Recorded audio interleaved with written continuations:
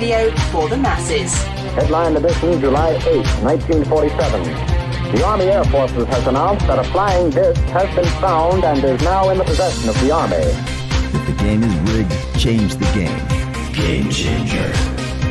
I occasionally think how quickly our differences worldwide would vanish if we were facing an alien threat from outside this world. This is Fade to Black with your host, Jimmy Church, on the Game Changer Radio Network.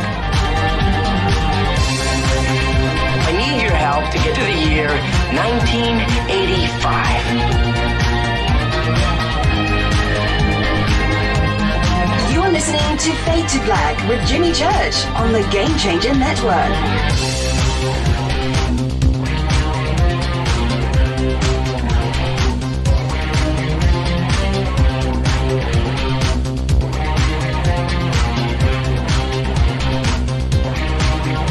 Good evening. Fade to Black. Bespoke radio for the masses. Yeah, today's Thursday. No, today's Monday. Thursday, March 28th, 2022.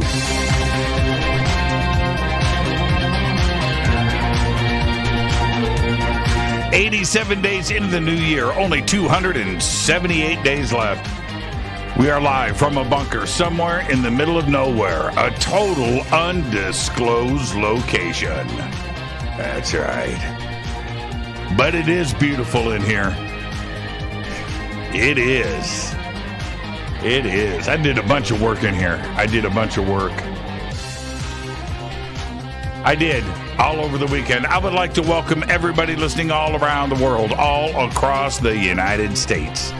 Hither and thither, to and fro, back and forth, up and down, east and west, north and south, far and near. This is Fade to Black for KJCR, the Game Changer, and UnX Networks. Race Hobbs. I am your host, Jimmy Church.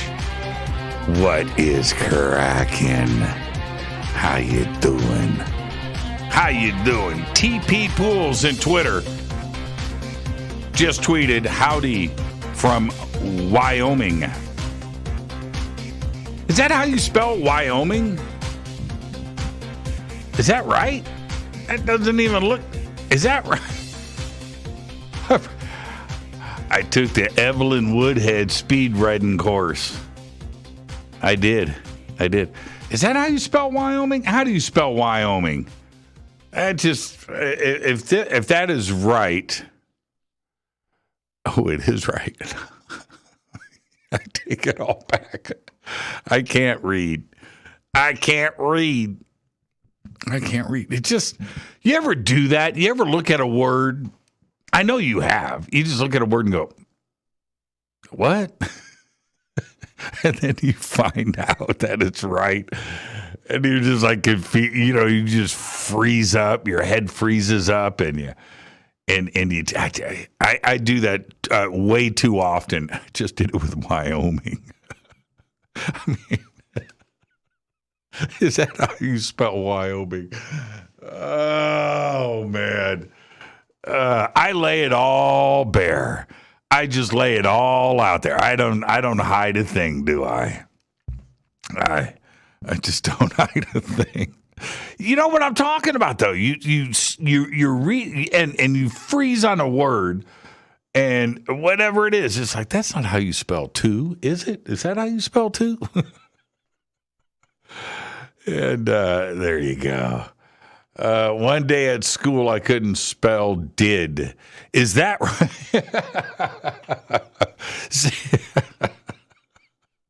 That wasn't me.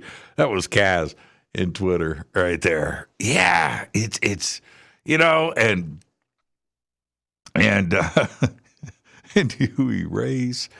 There used to be a thing called an eraser, and all that stuff is non-existent today.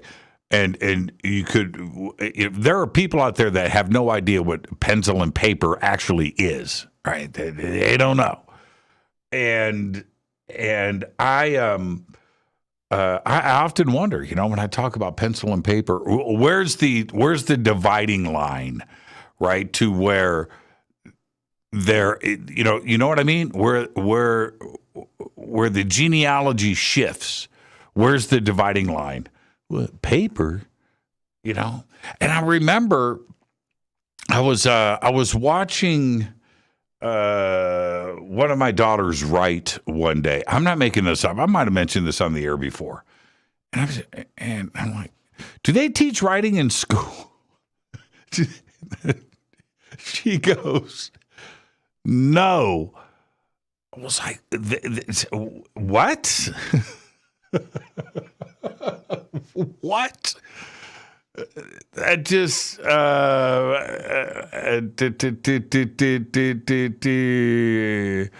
got Grant texting me right now. Grant Cameron is our guest tonight, very special guest. He's joining us to discuss the recent UAPTF Classified Report, and that was released by the Black Vault. And tomorrow night on the show, John Greenewald's going to be here, and we're going to get his analysis too as well. And speaking to Grant about this, and last week, Sean Cahill was on the show. And I like the alternative views, man. Let's get everybody's eyes on this.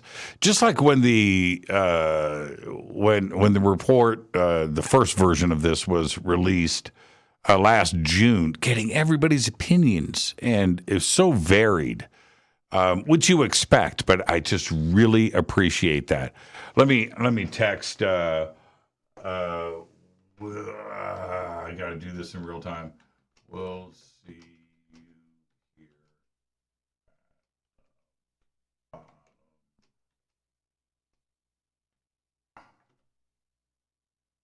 Okay, yeah.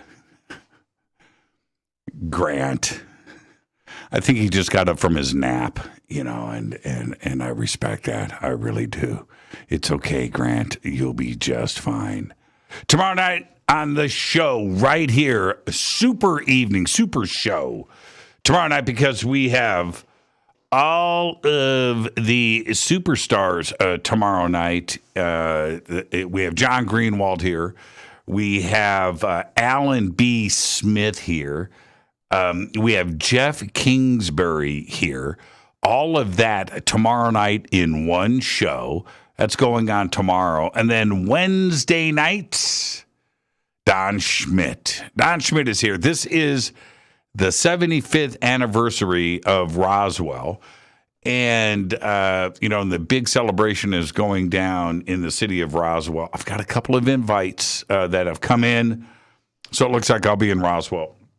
So I'm just giving everybody the heads up on that. So if you're going to be in Roswell, July 4th weekend, I'll see everybody there. Okay? So Don Schmidt and I decided to, and this is why I love Don, we talk so much about Roswell, and I have a really bad habit of just talking about things that I just assume everybody knows everything about it, and just jump in feet first and just go, and not really explaining the case, the event, the experience, whatever it is. And so I said to Don, you know what we haven't done, like, since the first time you were on the show, done. I said, we haven't actually done a show about Roswell. Why don't we do Roswell A to Z? Let's discuss it all. Let's start at the beginning, Brazel Ranch, what happened, and just work our. He said, Jimmy, that's the best. I haven't heard anybody suggest that in such a long time. Let's do it. Let's do it. So that's what we are going to do on Wednesday night, and he is the absolute best to do this show. So that's Wednesday night right here. Thursday is another Fader night with open lines all night long. All right. Got a new coffee grinder today. I did. I got a new coffee grinder. And there you go. Okay. I got a new burr grinder, and this one is static free. That's a tough thing. And I got a static free. So therefore, the coffee grinds aren't static charged. You have no idea what a big deal that is. So today I fired up the new grinder. Yeah, with that River Moon coffee. Oof. I'm so happy about this grinder. Put the old one away, which I loved, but static free, and is the deal. I was going to take a picture of it and post it. I mean, like I got a new car, right? And I'm that happy. All right. Follow me on Twitter at JChurchRadio. Let's get straight to it. Over the weekend, James Fox sent me the first cut of his new film, Moment of Contact, about the Varginha UFO contact event in Brazil. I watched it twice. I did. And earlier today, James called me to get my thoughts. And what was supposed to be a quick call turned into about an hour. Without giving anything away right now, I will say this. James has done it again. There's so much new information about this case that I didn't know before. And it's an event that I've looked into since it was first reported back in 1996. And there are some truly intense moments when you see this film, and you'll know exactly what I'm talking about. I'm going to talk more about this in just a bit. The first cut that was sent to me was pretty much complete. All the scenes are there, but it didn't have the music. It didn't have graphics or narration by Peter Coyote yet, which is better for me because I could just focus on the material. And James told me that I'm just one of 3 people who have seen it. And he wanted my first take as they continue with production. And my take is this. I cannot wait for the world to see this film. It may be his best yet, which says a lot. Seriously. And I told James that myself today. All right, let's get to the breaking news. Taylor Hawkins, the drummer for the Foo Fighters for more than 2 decades, died this past Friday at the age of 50 in Colombia. The band announced his death in a statement, but did not reveal a cause. According to the Attorney General of Colombia, 10 substances were found in his system, including antidepressants, THC, heroin, and opioids. There are other reports that were released about the autopsy, and his heart was twice the size and weight of a normal human male heart. Twice. So there you go. Incredible. I'm still torn up about that, and I'm just going to say this, the show must go on, but wow. Taylor Hawkins, dead at the age of 50. Chris Rock will not be pressing charges against Will Smith following their on-stage altercation last night at the Oscars. The Los Angeles Police Department announced today and confirmed that Rock declined to file a police report.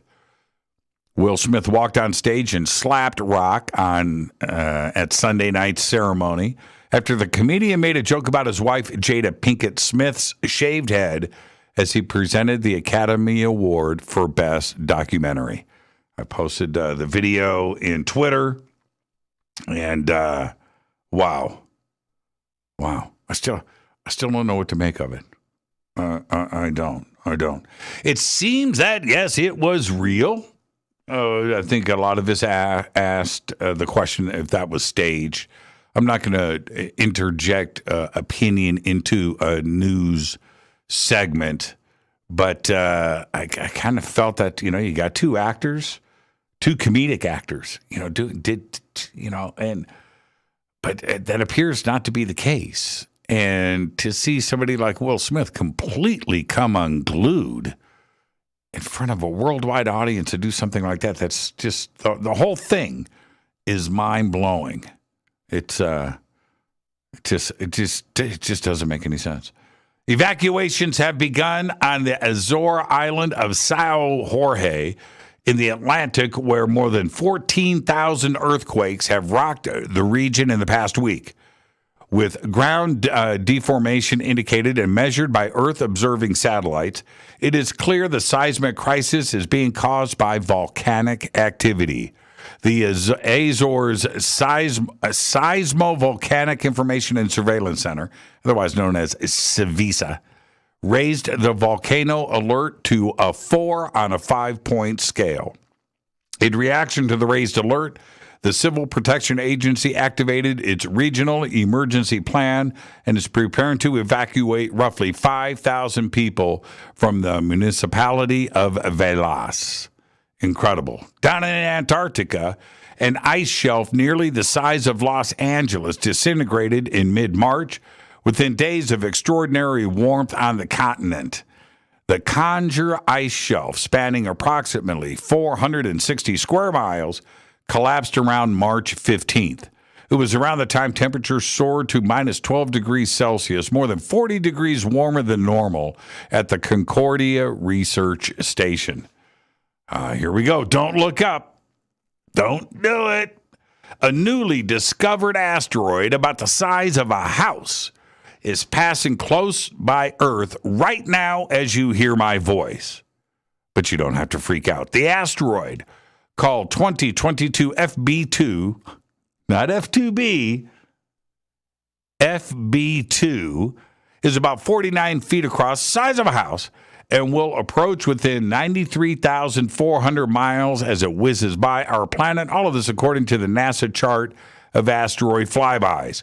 For comparison, the average distance between the Earth and the Moon is about 239,000 miles. Astronomers first detected 222 FB2 over the weekend on Saturday, March 26th. Now, today's flyby follows on the heels of another asteroid called 2022 FD1. That was, are you ready for this? Just 5,400 miles above Earth. Last Thursday, March 24th, during Fader Night. That asteroid was discovered by astronomer Christian Sarzetsky, and who announced the find on Twitter. I posted Christian's Twitter account to everybody earlier today. Go and follow him. He's the guy. Every time I announce an asteroid flying by Earth that was discovered 2 days ago and everybody's freaking out, that's the guy who finds it. Finds them all. Go follow his account. He's absolutely incredible. Let's get the show cracking. Happy birthday to today, Vince Vaughn. Used to be pretty funny. Vince Vaughn is 52. Reba McEntire today, 66. And our dead guy's birthday today is Milan Williams, 1948 to 2006, died at the age of 58. Milan was a keyboardist. He was a songwriter and a founding member of the Commodores, who formed in 1967. He was a principal songwriter for the band, writing their first hit, the instrumental Machine Gun. While on his way to a concert in 1980, Milan crash-landed his single-engine plane on a freeway in Phoenix, Arizona, after it developed engine troubles. He and the Commodore's press agent, Lester Mornay, jumped from the plane before it burst into flames. He left the Commodores in 1989 after refusing to perform with them in South Africa. Milan died of cancer at a hospital in Houston, Texas, on July 9th, 2006, at the age of 58. On this day in history, 1979, at 4 a.m., the worst accident in history of the United States nuclear power industry begins when a pressure valve in the Unit 2 reactor at 3 Mile Island fails to close. That's right, on this day in 1979. Fader fact. Here you go. Write this down. Granula, Granula, Granula, the first breakfast cereal, was introduced in 1863. And to be able to chew it, you had to soak it overnight. And that is your Fader fact. You should do that with Captain Crunch Crunch Berries.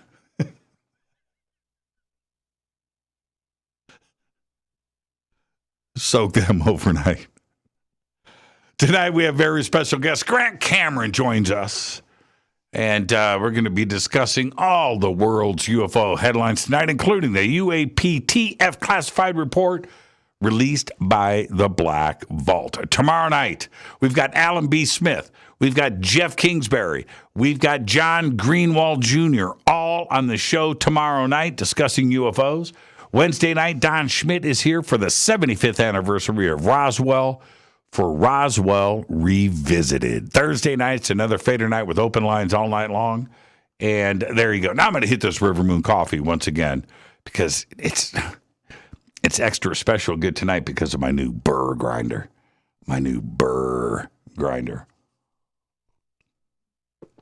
Static free. My old burr. See, this is the deal. My old burr grinder. The coffee, it's statically charged. So inside of the receiving tray, you pull it out and it's stuck. And then so you pull it out and it's staticky. So it's just jumping around on the countertop. And I would have, I'm just like, man, I'm just done with. So I got me a static-free burr grinder. I have a ground-free countertop. It's a good day. RiverMoonWellness.com. Fade to Black blend. All right.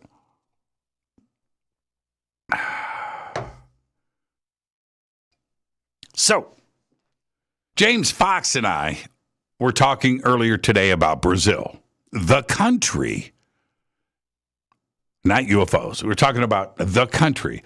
And one of the things mentioned in this conversation was how many Americans have been to Brazil, right? And well, okay, probably not a lot, but I'll take that thought a step further. And as of today, the population of the United States is 330 million people. Okay, it's an impressive number, but I thought it was higher. But how many of that 33 million, not in the history of the United States, let's just go with today, the people inside the United States citizens today, right? How many of that 330 million have left the country? And the more direct question is the opposite. How many have never left the country? Now, I'm going to take a guess, but I'm pretty sure I'm close. I'm close to the mark on this. And I'm going to guess that 325 million U.S. citizens that were born in this country have never left the United States. Yep. I mean, like 9 out of 10, right? 9.5 out of 10. Now, let's take another step. Let's take it a little bit further. Let's say one trip to Florence, Italy for a week doesn't count, right? Or Victoria, Canada, right? That doesn't count. That's not leaving the country. But an actual real trip or residence in, say, Africa, Central or South America. How about India? Right? Now what do you think that number would be? And my guess is that it's very, very small. People in the United States just don't leave the country. What James Fox did in his new documentary is quite remarkable, because I can tell you with laser perfect certainty was that he was the only American in Varginha, Brazil. When he was walking around with his film crew, he was the only gringo. I guarantee it. And it's this view of Brazil and the world that most everyone in the United States doesn't and will never know anything about. It's just the way it is. Now, I don't know, but I'm pretty sure that after James finished filming and he got on the plane to head back to the U.S., the first thought in his head was, whew, I got out alive. Again, that's just the way it is. It's just the way it is. Now, I'm not saying it was a threatening experience, not at all. I'm sure that the people of that city are totally wonderful. But what I'm trying to say is that until you experience life outside of the U.S., you honestly don't have a clue. Seriously, you don't. It's not a bad thing. It's just the way it is. Now, have you ever seen those videos of people in the United States getting pulled over as they video themselves arguing with the police? Right? You've seen those videos, right? Pushing things as far as they can. Well, I can tell you this. As an American, try that crap in Brazil or in any country in South or Central America. Pick one. That will be the last day you are seen by friends and family ever again. Seriously. And when you get released from jail, right? If you get released from jail, your first thought on that plane ride home will be, whew, I got out of there alive. Seriously. This is not an exaggeration. This is a fact. It's just the way it is. These are just some of the thoughts that went through my head as I watched Fox's new film. He was really pushing it. I'm not going to give anything away here, but I think that he watched too many YouTube videos of Americans refusing to roll down their car windows to the police. Dude really pushed things out to the edge. And honestly, it's what he does. He will do anything to get to the truth. And moment of contact takes us one step closer. Seriously. I'm your host, Jimmy Church. This is Fade to Black. Tonight, right here on this very program, Grant Cameron. Tomorrow night, man, I got the UFO All-Stars here. I've got Alan B. Smith. I've got Jeff Kingsbury. Got John Greenewald Jr. That's tomorrow night. Wednesday night, Don Schmidt is here. Thursday's another Fader night with open lines all night long. This is Fade to Black. I'm your host, Jimmy Church, on the Game Changer and UnX Networks. Race Hobbs. We'll be right back after this short break with our guest, Grant Cameron. Stay right there.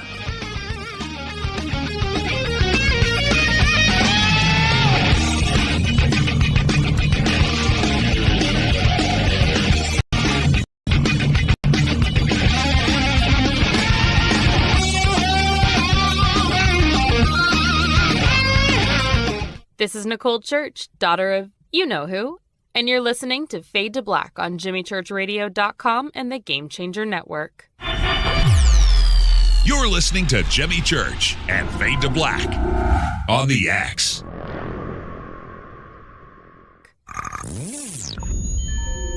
You're listening to Jimmy Church, Fade to Black.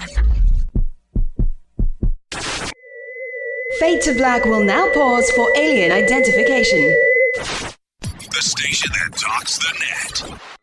Introducing the Game Changer blend from Rivermoon Coffee that delivers a customized blend made specifically for the Fadernauts. If the game is rigged, change the game. It's a bolder cup with some bite. Game Changer is the coffee of choice for those that prefer an organic dark roast that is slightly lighter and milder, but it's still dark. With wild notes of pecans and chocolate with a rich, balanced, full-bodied cup that is roasted to perfection for a great coffee to start your day, as an after-dinner coffee or anywhere in between. Artisan, small batch roasted to perfection. USDA certified organic, all Rivermoon coffee is freshly roasted and packaged in the USA. Just go to rivermooncoffee.com or click on the banners over on our site and use the promo code F2BBLEND for 15% off of your order today.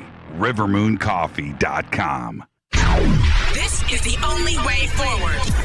This is Fade to Black. Make contact. This is Jimmy Church of Fade to Black, and you can get our podcast for just $2 per month. All you have to do is click on the podcast banner over at jimmychurchradio.com. Hi, folks.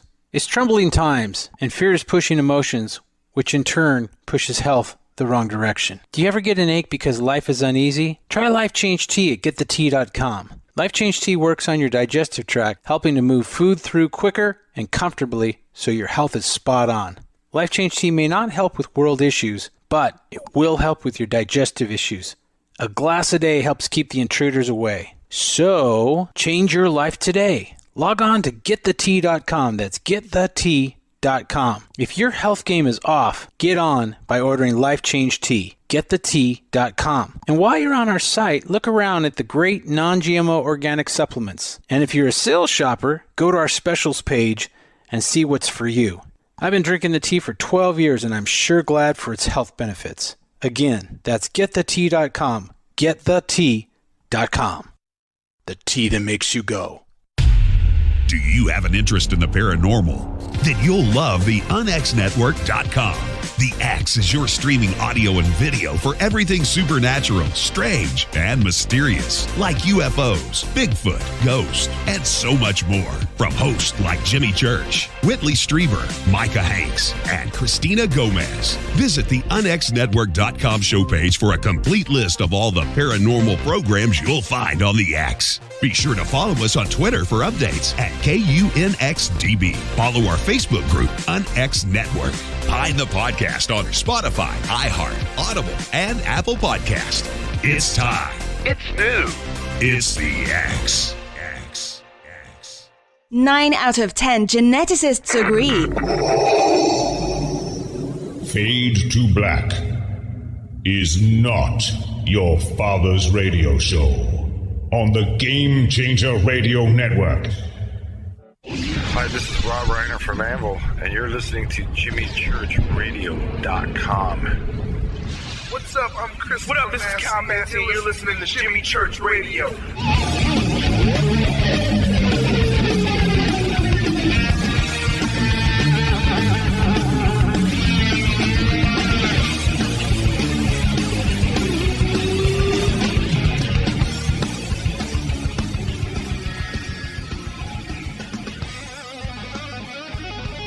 Welcome back, Fade to Black. I'm your host, Jimmy Church.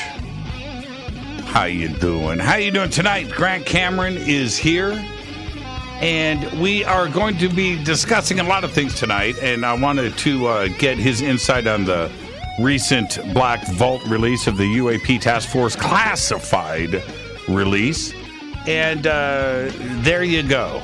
All right, so that's tonight with Grant, and here's the deal.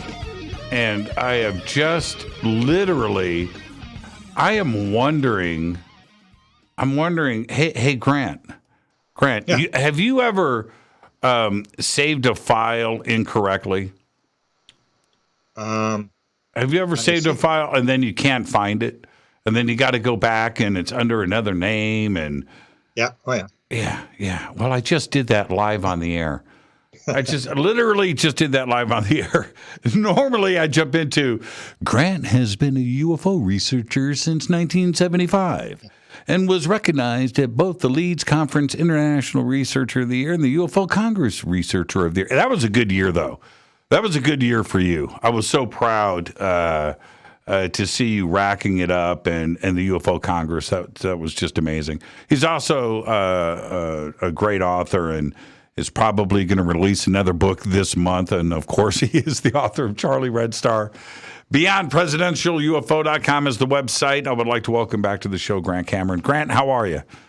I'm doing fine, Jimmy. How are you? I am fantastic. Always great to hear your voice. And I'm going to start here, Grant. Yeah. Years ago, I'm going back, let's go back 8 years for you, 7 years. Okay. And you went off on this tangent that lasted for a couple of years of music and UFOs. Do you remember that period of your life? I call it a Hawaiian shirt period of Grant Cameron. And that still happens from time to time. Yeah. That all started with a phone call from our friend Chris Bledsoe. You said I got a message from the Guardians? Yes. And I said, really? I've had 3 messages from different aliens. And I said, really? Got a message from me, from them? And I'd had the experience with him at his house. I knew it was the real deal. And that's when he said, oh, they want you to know the messages in the music. Yes. And I was like, and then I was just thinking my father would just die laughing if he knew this was happening, because I had no background in music, didn't play music, couldn't care less about music, didn't listen to music. And so that's why I said to Chris, I said, well, Chris, you may be talking to the wrong guy, because I don't listen to music. I don't play music. And then he said, no. They want you to know the messages in the music. And then what happened then was I said, oh, okay, whatever. And I just sort of ignored him. And that's when he said, you should listen to Kashmir by Led Zeppelin. And I go, yeah, okay, whatever. And then the hook, it's almost like they know how to hook you in. Right. Because I have this thing called the theory of wow, where they drag you into this stuff, and it's controlled from forces that we can't control. And that's when they said, he said, the other one you should listen to is After the Gold Rush by Neil Young. Right. And that's when I said, Neil Young is involved in this thing. And I live in Winnipeg, Manitoba, Canada, which is I joke is the place in Canada that even in Canada, nobody wants to visit. And Neil Young grew up here. He was born in Toronto. He grew up in Winnipeg, and then he went to California. And that's what dragged me into it. I said, oh, really? And then I started looking at it, and it turned into this thing that I'm still getting songs from people of this idea that people are getting these songs and downloads, and it fits in with the downloads from Nobel Prize winners and art and inventions and this whole deal. That there seems to be the idea that I've adopted very strongly is that there's a field that has all the information in it, and it's the ability to tap into the field. And certain people can do it, and musicians are very right-brained. So the idea is if you can shut down the rational, analytical left brain, you can tap into the field. And musicians don't care. Their left brain they're not analytical and rational. They really don't give a rat's about anything. And their right brain is fully active, almost like Roger Lear, who lived in your city there, who did the 17 alien implants, said he had 250 alien implants that are all on the left side of the body, which is run by the right brain. And that's when they asked him, what's common between all experiences? He said, they're all right brain creative people, and there's piles of them here in Hollywood. Now, but the question is, can you dance? No. I definitely can't. No. You definitely can't dance. I'm actually very left-brained. I think I'm more. The whole UFO thing to me has always been a chess game. I was very, very good as a kid playing chess. I stopped playing chess when I was about maybe grade 6 because I hated to lose. I just didn't want to lose. Right. But I was playing at a very high level, and so when I had the experience in '75. I couldn't figure it out, and I knew somebody knew what was going on. And to me, it just puzzled me why this small town in the middle of nowhere had this UFO there for a year. And it just puzzled me, and it drove me nuts. And I said, I'm going to figure this out. I don't really care about what other people see or what happens. I'm going to figure out what the heck's going on. And to me, it's like a chess game. So I watch every single move, and then we can get into this thing tonight, what I think is actually going on. I watch the moves that are happening, and you go in open-minded. You're not skeptical. You're not gullible. You just sit there and you look at the board and you watch the pieces moving around. And you do not move a piece until you know why that piece on the other side of the board was moved. And that's where I've always had this contention that a lot of what's going on now has been planned many, many years. And it's been happening. And I see things happening in the background that people just look at the surface of it. They just sort of see the piece move and they go, oh, that's cool. And then they move a piece or whatever. But I was thinking about this when you asked me about this new report that came out. And the analogy I would use is there's a video on the internet, and it's called The Monkey Business Illusion. It's 1 minute and 41 seconds. And it's a thing that I think fits into what's going on today. So what this video shows is they have 6 girls. 3 of them are in red shirt or in white shirts, and 3 are in black shirts. And what the instructions are, they've got each of them has a basketball, and the white girls are passing the basketball back and forth, and the black girls, and yet they're circling in this circle, in and out, and so they say on this thing, okay, count how many times the girls in white pass the basketball. And so you watch this whole video in 1 minute and 41 seconds, and then at the end they say, how many times was it? And of course everybody goes 16. They passed the ball 16 times, and then they say, Did you see the big giant gorilla that walked into the middle of these girls and pounded his chest?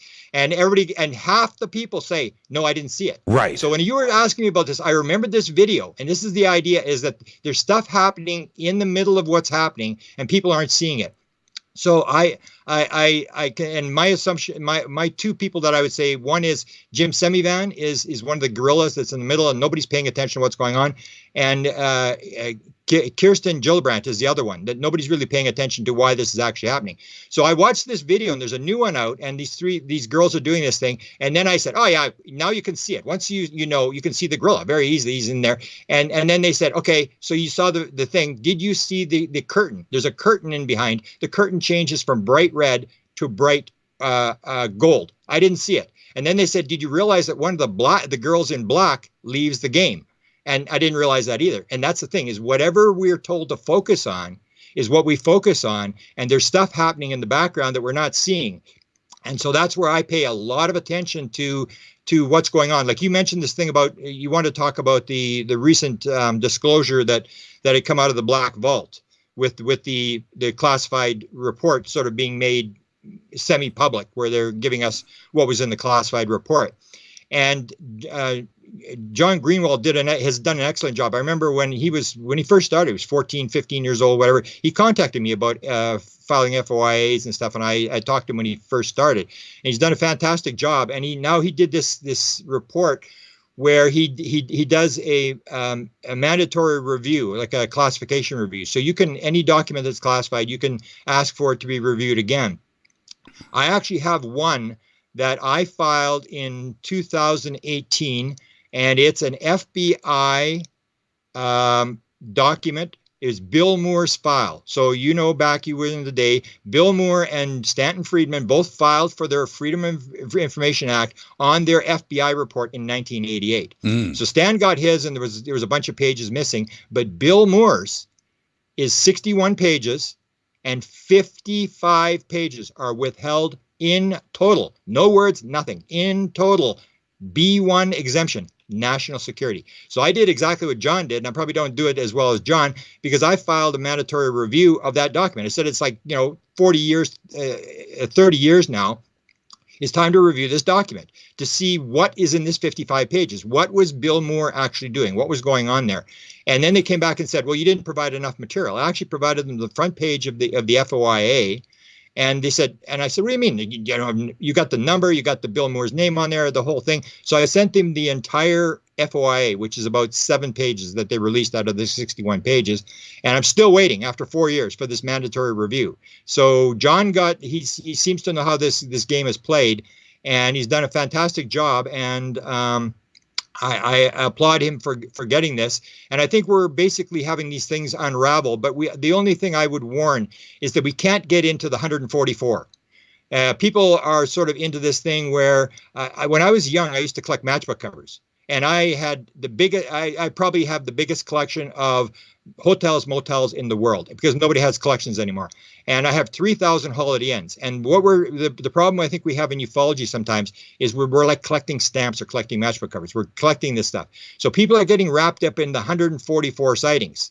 And instead of realizing what's actually going on behind the scenes, if you actually look at some of the stuff that people are saying in the background, you realize that this may have all been planned. In fact, I was told that in 2016. When I was talking to people in 2016, before I wrote Managing Magic in 2017, they told me all the stuff that is happening now, they told me it's going to happen. High-level people are going to come forward. They're going to say UFOs exist, and they're going to force disclosure. Hal Povenmire from NASA actually stated there was a time period. I think he stated 8-year time period that they were going to unravel this thing. So when I look at the 144, when I see these reports, I realize that this stuff is actually a lot more planned than people think. And if you listen to Jim Semivan, who I think is the guy that everybody should be listening to, because if you realize Jim Semivan he's not a GS government employee. He's an SIS employee. So if you convert it over to military, he's like a general in rank. And he's a very powerful guy. And I can even give you a quote, which will give you an example. Man, I don't know if you've heard this. So Jim Semivan is now running around talking. And I think he's the guy that needs to do it, because I'm saying he was the guy before. I remember in 2016, when I first discovered who he was, I was talking to two of his friends and he told me about this guy, and they didn't give me enough details, but I figured out who it was. And I put it to Dan Smith. If you know who Dan Smith is, yep. Ron Pandolfi's buddy. Mm-hmm. And I said, can you ask Ron Pandolfi about Jim Semivan? This is like 2016. And he said, well, I don't ask Ron questions. And I said, well, okay, whatever, you know. And then next day on Open Minds Forum, you know how they used to drop this stuff on Open Minds Forum? There's Dan Smith, and he said, Grant Cameron says Jim Semivan is one of the key players in this game, or whatever he put, or whatever. And I go, oh my God, I just outed Jim Semivan. And so I'm sitting there, and within hours, it was taken off of Open Minds Forum, and Dan posted, Ron told me to get this off immediately, and he said, quit posting lies from loons. And so it was pulled down. And then I was talking to Dan. He said, you got to quit talking about him. He doesn't exist. Ron says he doesn't exist. I said he exists. No, Ron says you're making this bad. You should quit talking about him. And then another assistant of Ron's came and said to me, well, Jim Semivan does exist, but that's not his real name. And I said, that is his real name. And he said, no, it doesn't. It's not his real name. And I'm going, why are they covering for Jim Semivan? What is the deal? It's like I hit a nerve inside Ron Pandolfi and whoever he works for. And they were furious about this Semivan. So I always knew Semivan was the guy. So here's what Semivan said. Here's a quote. They basically came out and said, he's talking about how the government handled it. They basically came out and said, you know, they're just going to make fun of people who believe in UAPs and UFOs and all this kind of stuff. And they shouldn't have done that. It was actually one of the reasons why a lot of us in unofficial government workers decided we're going to go out. We're going to take this thing private. I told the highest levels of government, that's what we're going to be doing, because they can't seem to get this out. I don't know why. I've talked with them, but they can't get it out. And none of them had any issues with us doing this. They didn't have any issues with Tom DeLonge. I mean, it was just, and here's a quote. This is exactly what the Canadians were told. The Wilbur Smith was told in 1950, when he put in the top secret request for a study with the Canadian government. This is what he was told by high-level government officials when he said he's going public. They said, go ahead with it and keep us posted. So this is the thing, and this is the question. So I see Jim Semivan as the gorilla comes in, and everybody's counting the UFO and how many sightings we have and all this kind of stuff. And in behind the scenes, there's all these stories that there are these people that are in there who are basically helping to manipulate this thing. And there may actually be a time as this thing unravels. Even when we interviewed Jim during this period from 2017 on, Melinda Leslie was talking to him constantly, and he kept saying, we're moving this thing to Congress. Don't mess with the money, all this kind of stuff. That all happened. And you see this whole deal, maybe a lot more planned than I think we have. And you start to see even like with Gillibrand, nobody's even looked at who this woman is. When you start looking at who she is, you go, oh my God. And then you start to realize something may be going on in the background that's a little more controlled than what we think it is. You, back in 2016, on this program, you brought up Pandolfi and you brought up Jim Semivan, and you had told me then, you said, Church, that we need to focus on what is going on here. And for them to try to bury who Semivan was, saying it wasn't his real name, then, of course, TTSA, which I want to circle back to in just a second. But you ended up in contact with somebody that wasn't supposed to exist. Right? Explain that. Yeah, well, I've said my first book was 1990. That's when we did UFOs, MJ-12 and the government. And that was when I think I was one of the first people, or maybe the first person, to put out the Avery list. So we were already knew in because that was the whole game I was playing in 1975. So in 1975, I knew I couldn't figure this out, but somebody had to be able to know what's going on. So I went to the Canadian government. Then I went to Dr. Eric Walker, the former president of Penn State University, who Hal Puthoff went to after we interviewed him. And Jim and Kit Green actually went to see him. Kid Green traveled to Penn State to actually talk to Walker because he knew Walker was going on. So we chased Walker around, then I chased the president around, and I knew that there was these people. So I always said, pay attention. Whatever you think about Pandolfi or Kid Green or John Alexander or all these people or Lou Elizondo, these people know more than you and I. And so what I've done for many years, I've never really dealt with any of these people. What I've done is sit very carefully and I record everything they say. And then I start to look and you start to see, oh, he said this. Oh, he said that. And you start to figure out that these guys, for example, Kit Green talked about to Peniston, which nobody's picked up. He talked to Peniston and Peniston asked him, what are you doing? Why do you want my DNA? Why do you want my MRI? I'll give you, and Kid Green was going to give him full disability in exchange for this stuff. And he said, I wasn't injured. I don't need your money. And he said, what are you doing? And he said, well, we're doing propulsion. He said, yeah, come on, propulsion. What do you mean propulsion? He said, well, maybe you're using the wrong word. We're trying to figure out how does the phenomena pop in and pop out. Now, when Kit Green says that, they're a little bit farther than understanding there's 144 sightings and one of them has been identified. This is going a little bit past sightings. And so he said, well, are you working for the government? And Kit Green says, well, yeah. And he said, there's 8 people working, and Bob Bigelow's got the contract, and they're working on experiences, and they're trying to figure out this idea of how the thing pops in and pops out. And those are the kind of things I look for, where you're going like, wow, somebody knows what's going on here. And you get these various leaks, and you listen very carefully, and you hear numerous times high-level people. And that's why I said these Avery guys, and I've said it since 1990, you got to watch these guys. You got to listen to what they say, because you and I don't have the clearances. We don't have the identity. And at one point, I was actually sort of in contact with them, and I was hearing some pretty high-level stuff. And then I talked too much because I don't believe in the secrecy thing. So I've always said stay one step removed from my victims. So I never really interact with these people. I just listen because I don't want to. I've been offered numerous times by people, sort of high-level people, to talk, but I have to keep it secret. And I said, no, I don't want to do that. I'll take what I can get. I don't want to be sworn to secrecy. I don't want to get into a situation where I can't talk about it.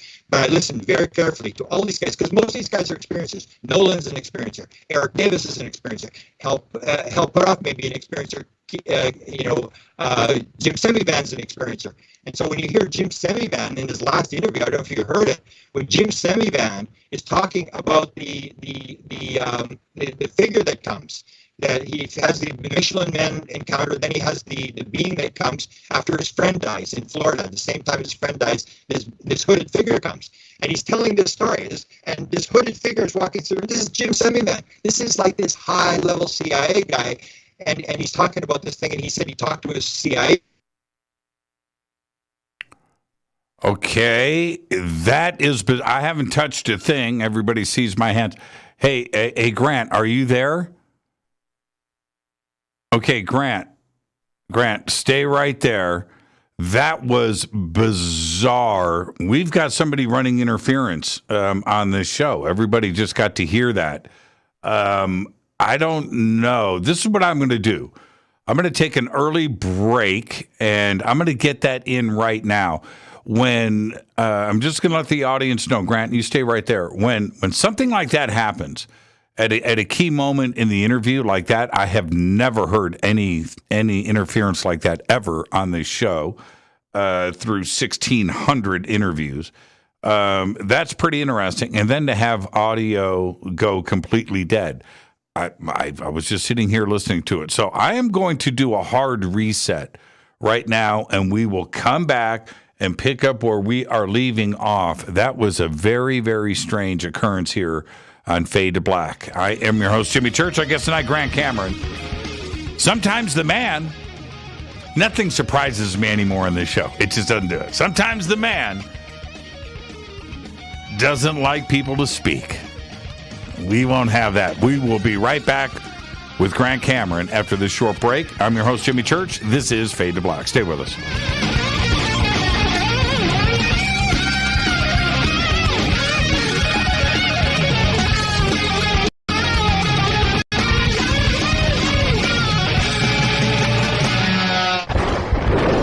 This is Fade to Black with Jimmy Church on the Game Changer Radio Network. Your 1,000,000 gigawatt paranormal powerhouse, KUNX-DB. The X. This is Billy Carson with ForbiddenKnowledge.tv. Forbidden Knowledge TV has just reached its 1-year anniversary. That's right, 1 year. And as a show of appreciation, we are giving all new subscribers a free 30-day trial of ForbiddenKnowledge.tv. That's 30 days to binge watch thousands of movies, documentaries, conferences, workshops, lectures, yoga classes, meditation courses, and so much more. So log on to ForbiddenKnowledge.tv from your computer or mobile device, or get the Forbidden Knowledge TV app on Apple TV, Roku, Amazon, iTunes, or Google Play today, and use coupon code 30daysfree. That's coupon code 30 days free on ForbiddenKnowledge.tv today. Because you never got that pony you always wanted. Damn it. Jimmy Church and Fade to Black on the Game Changer Network. Listen, I know, and you know, that you've always wanted your first crystal skull. Or maybe you're a collector just like me, but you just don't know where to go to find the real thing. Then I met Carolyn Ford over at EinsteinTheCrystalSkull.com. Carolyn is the guardian of Einstein, one of the most respected ancient crystal skulls in the world. All of her unique skulls have been imprinted sitting with Einstein in his sacred lodge and are carved from the finest gemstone and materials. Imprinting is the process of receiving the ancient wisdom from the master skull or master computer, Einstein, the ancient crystal skull. To see Carolyn's current collection of crystal skulls, just visit her store at EinsteinTheCrystalSkull.com or click on the banner over on our site. Don't forget to use the promo code Jimmy at checkout to receive 10% off of your order today. That's promo code Jimmy. Finding your first or next crystal skull is easy. Just visit EinsteinTheCrystalSkull.com.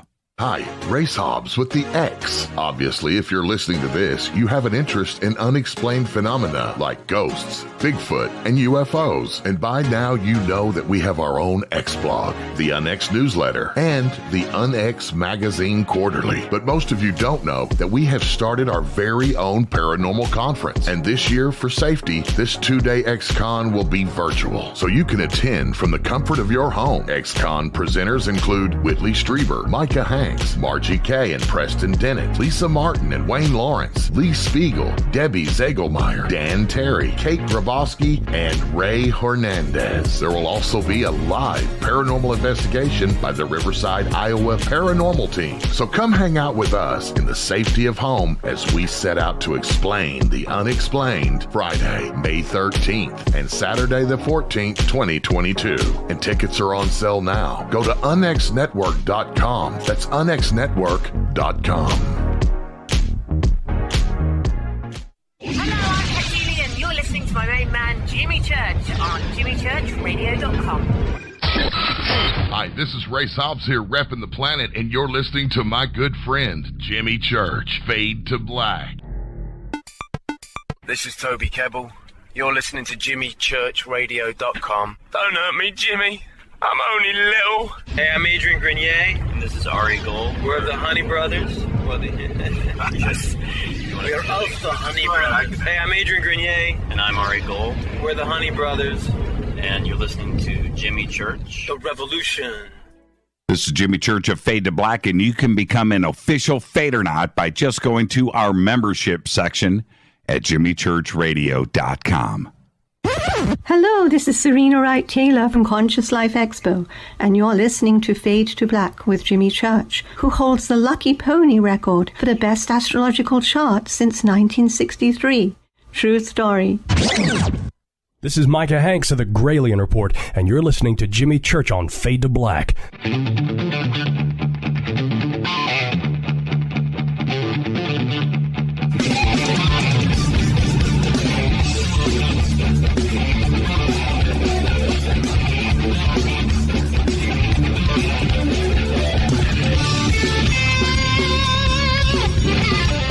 Welcome back. Fade to Black. I am your host, Jimmy Church. Took a break 2 minutes early. Not that big of a deal. The man running interference on Grant Cameron. That was fun. That was tasty. And hey Grant, how you doing? I'm doing okay. I always had trouble with Skype. I never have success with Skype. No, that wasn't a Skype issue. Oh no. Oh no. Oh no. That was interesting though. That was very interesting. Here's the deal. You start saying things like, CIA and dropping names, you or anybody else.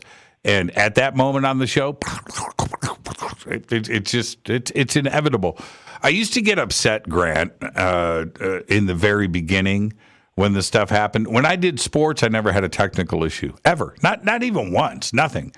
Start doing this stuff, man, and they are listening, and they are listening to the show. But let me comment on that. I always say, because people always talk about this thing about the government doing this, that, the agencies or whatever. And I always said, like, I'm a foreign national. I mean, they can actually bump me off if they want. I mean, they can take me out.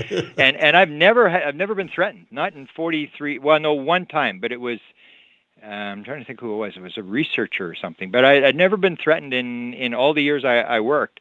And I'm talking about all this weird stuff all the time. And I think it's always the plausible deniability that unless you've actually got something, because I've written about Ron in books and stuff like that, and he watches what I do, and he'll make comments or whatever and stuff to other people, but I've never really interacted, so I don't know about that. It's like that's what I always said. If they can't do anything to you because you're American citizens. There's all these laws and regulations, but if they wanted to do away with me, they could do away with me immediately. Well, it's kind of weird. And I went after the presidents. Not just the top people in intelligence. I went to the highest people that I could find in every agency, trying to find out what these people know. Well, it's not that you're a foreign national; it's that you're Canadian. There's a difference, and right now, because Wayne Gretzky isn't relevant to the success of the NHL, you don't even have that juice card to play. So you kind of got to think of it that way. But here's the deal: why do you think everybody bailed at TTSA except for Semivan? Why is he still there? Is there a future for TTSA? Is there a grand plan, as you mentioned earlier? Is there something else going on? Is there another chess move going down? I'm not sure that. What I was told in 2016 is that Jim Semivan was the big man. That he was the guy behind getting the story into the New York Times. And people always forget, it was not New York Times. It was New York Times, Washington Post, and Political all the same day. Right. There's absolutely no chance that all these three reporters got the same story working in 5 minutes after the New York Times put it in. So that's what I was told. And so he, I think, is still interested in Tom's vision of getting this stuff, because what Tom's idea was to get it through and put it subliminally through, Hollywood, through books and stuff like that. And I think Jim liked that idea. I think they liked the idea. That's why they bought into his thing, because he could do this kind of stuff. And if you remember, and again, people forget about all these stories. If you go back to Chase Brandon, if you remember the Chase Brandon story in 2012, I do. He put out this book that said it was between 2 and, depending what story you listen to, between 2 and 8 times it went through review by intelligence as to what he could put in, what he couldn't put in. And he said, if you want to a good read the book. If you want to learn something, read between the lines. And he was the Hollywood guy for the CIA, and that's the way they work it. So if you're doing a story on intelligence or whatever, they come and say, hey, have you ever been to Langley? No. Would you like to go to Langley? Would you like? And they, instead of killing you, they walk beside you and they just move you in the right direction, the way they want you to go, because they want to sort of control the story. And so that's what Tom DeLonge is doing now. He took the to do the Chris Bledsoe story, and there was all these different things he wanted to sort of control these stories and put them out indirectly. And I think that's part of the deal, is that if you want to go straight face to face with somebody about UFOs, they just won't listen to you. But if you put it indirectly through Ancient Aliens or through A&E or through one of these things, then people has it in entertainment. They sort of back off, and they don't realize they're being programmed as to what's going on. And that was Tom DeLonge's whole thing. Now, the whole thing about the breakup of TTSA, when I heard that Elizondo and these guys left, because I knew that Semivan had said to Melinda a number of times that they were doing this pressure on Congress they were going to get this money. They were going to go into the white world type thing. They're going to move it in so it could be researched out of the black ops where everything is stovepiped and nothing's getting done and whatever. And so as soon as I heard they had left, I said, did that Senate thing go through? And sure enough, the Senate thing was about to go through. And as soon as that happened, then they left. So it was, and Lou Elizondo kept using the word, we've moved into second gear. And when he said that, I go, oh, it's sort of like it came into this thing that there's stuff happening behind the scenes that is a little more involved than we think. We're always thinking all these things are happening by accident. But if you even look at Semivan, like when and you did the interview, the big interview with Tom DeLonge in 2016, right, where he was promoting his book or whatever. And what happened with the book was that the book came out and he had all these contacts or whatever, and Kit Green heard about this kind of stuff, and he went to Jim Semivan and he said, have you heard about this Tom DeLonge guy? He's got all these contacts and all these sources or whatever. And he said, no, I've never heard of the guy. And so that's when they went to San Diego and they had the two-day meeting with 6 intelligence officers with Tom DeLonge, and where'd you get this stuff from? Where'd you get that stuff from? And then what happens? Jim Semivan joins him. He writes a forward to the book, and he joins him and he helps them, because that's the whole deal, is they're all sort of working to move this thing out, and Tom DeLonge is part of the plan. And so what happens is and I wrote, like I said, I had Jim Semivan in his book in February of 2017. That was like 8 months before TTSA actually went public. So when Lou Elizondo resigns on October the 4th, everybody thinks, oh, this is just a random thing. He writes this resignation letter with no date on it, and he sends it to the Secretary of Defense, who doesn't get the letter. And then you start wondering, well, how did he get clearance? How did he get debriefed? How did he get out of there if this letter didn't arrive? And why would he send it to the Secretary of Defense and all these weird things about the resignation letter? He resigns in the morning, and then in the afternoon, just by chance, he's in Pentagon City, and who else happens to be in Pentagon City? Leslie Kane, Hal Puthoff, Jim Semivan, and a contractor, and they have a meeting with Lou Elizondo.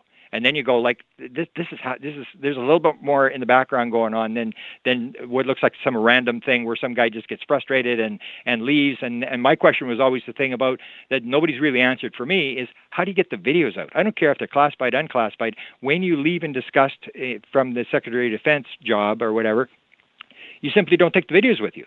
It was always the question to me is, how did they get the videos out of there? How did they get the videos into the public? And I was being told in 2016 that the big man was going to go on 60 Minutes, and that happened later. It turned out to be Lou Elizondo. It went on, but I heard all this stuff, and it was the whole deal that UAP. Everybody's bought into the UAP thing now.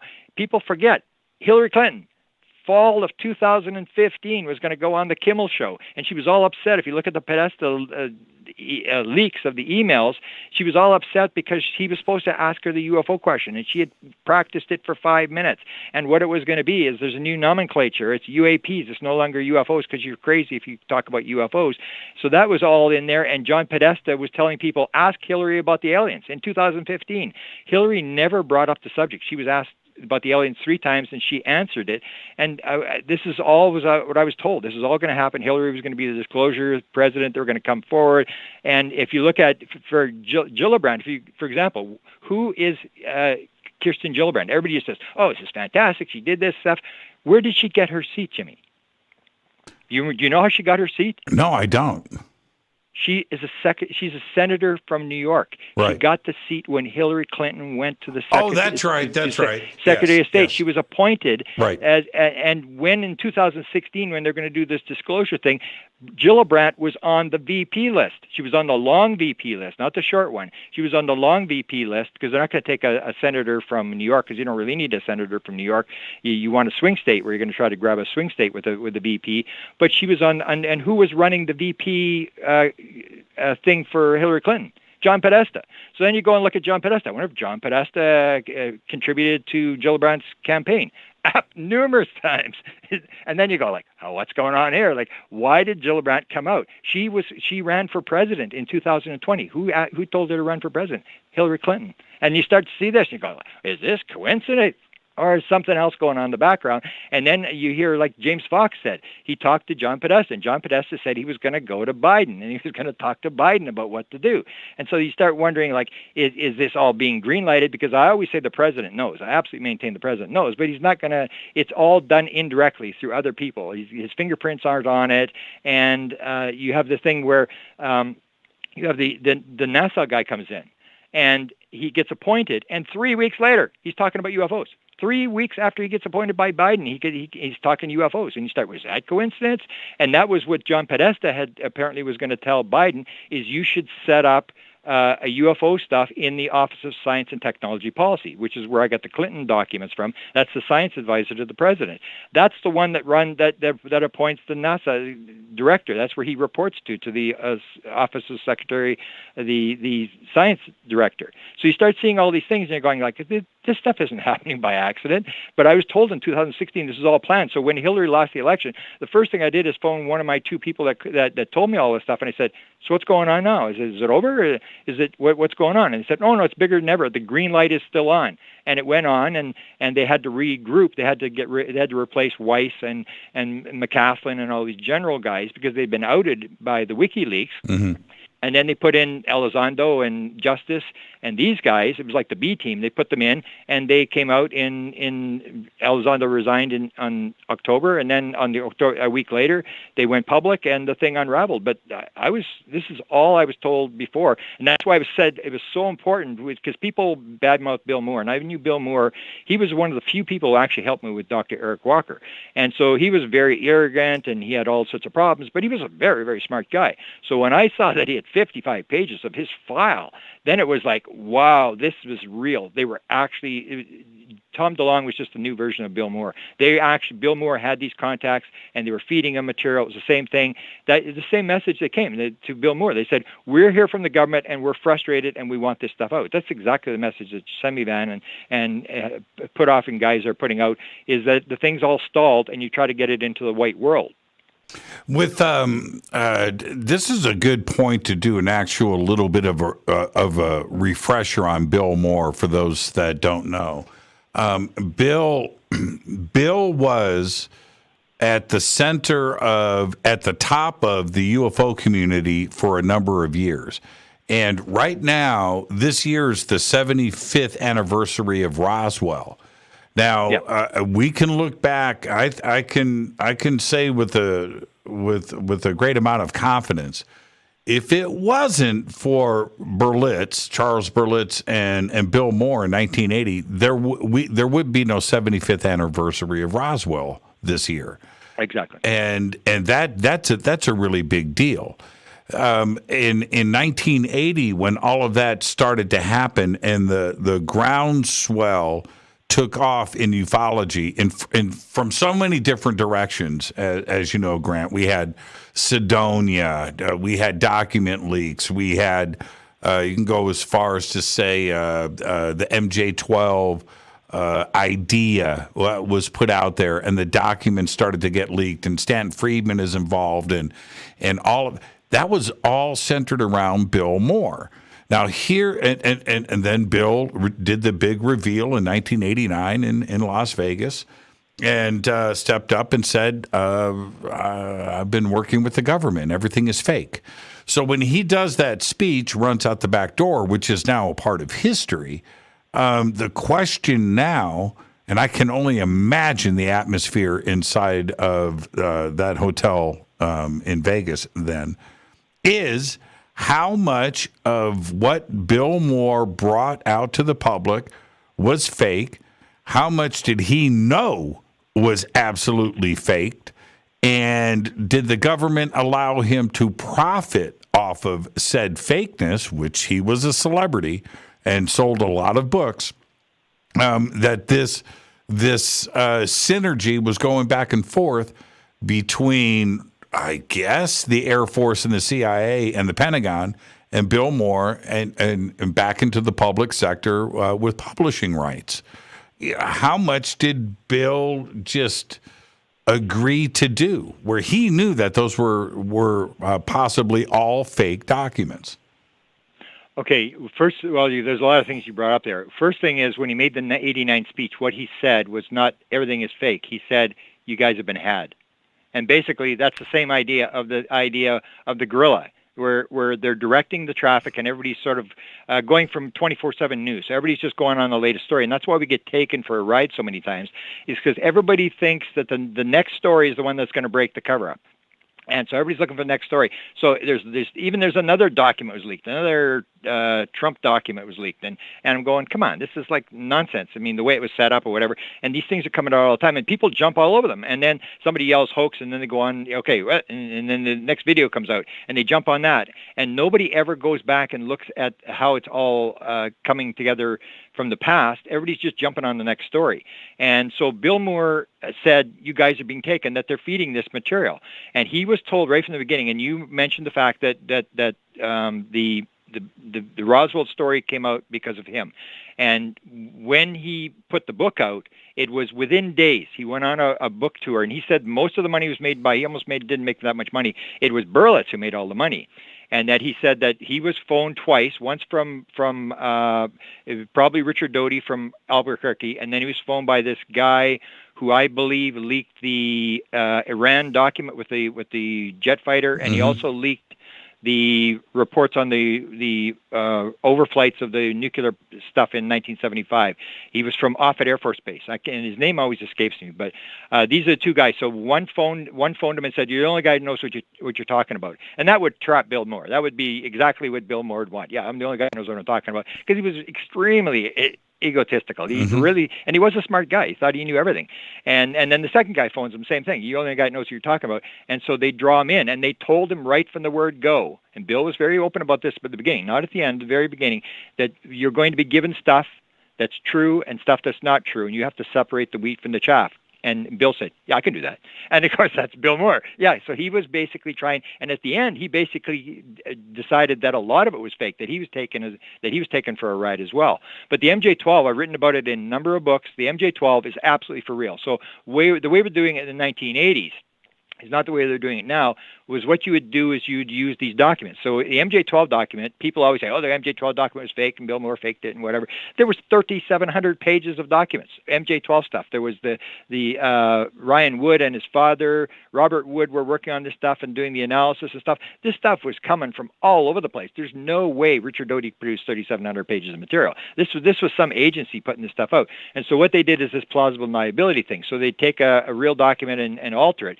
So the documents were fake. I said that right from the word go, but the idea is real. The idea is real. So that's what you do, is you put out a real story and you fictionalize it.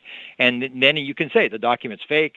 We know it's fake. And it is a fake document, but it's based on real material. And there's I think in one book I have 20 different pieces of material that show high-level people talking about MJ-12, that talk that the group was real, that the stuff was fake. So Bill, in the end, got frustrated. And one of the things you got to remember is that Bill worked for the CIA. Bill, he said, I worked with them. What they used to do, they don't do it anymore. They used to recruit people from university. So Bill could speak Russian and French and English, and he was recruited when he was going to university to do some stuff for the CIA. So what he said is that when the UFO thing came up, he went back and remade his contacts inside the CIA. So he had this inside track. But a lot of the material, Bill was talking to, I think, actual material. It's hard to determine any of that material, because that's the way they were doing it in those days. It was partly true, partly false. That's what we're doing. I don't think they do that anymore. I think they give straight material. If you're talking to Semivan, I think you can basically believe everything Semivan says. He's very, I think, clear about it. They don't do this disinformation thing that they were doing before. The other part for this, though, is when we're talking about Bill Moore and the significance of how the community looked at him, where today when something blows up or something goes sideways, and that it's just the end of the world. And I keep trying to remind people that this community is is kind of used to it, Grant, right? We bounced back many, many, many, many times over the years, and Bill Moore wasn't the only one either. And we will continue going through these cycles. I mean, that's just the way it is, right? It's the UFO subject. Yeah, I think the UFO field now has really sort of lost it. I mean, in terms of there's no ability to decipher anything from what I can see. I mean, some of the craziest stuff comes out from people that I've known for a long time, and it's like, why are you looking at this stuff? It's sort of like it's being dumped in to make money or for whatever. It's like in Bill Moore's day, it was kind of a rare thing, but now you get this QAnon stuff and all the conspiracy stuff, and it's like absolutely everything is all this stuff, and you can't determine what's true and what's false. That's why I would say, listen to Elizondo, I think is reliable. If you listen to Semivan, he's reliable. Hal Puthoff, that these are guys you can listen to. But outside of that, I don't think there's really much I pay any attention to at all. That because there's just so much material. So many people have leaks and videos and stuff like that, and it's just gone like absolutely like the National Enquirer. And even in the National Enquirer in those days, the National Enquirer was the top thing. Bob Pratt was a real hard-nosed journalist. He would write these things, and they would mess it up when they put it in the newspaper, move it from 20 pages down to 600 words or whatever.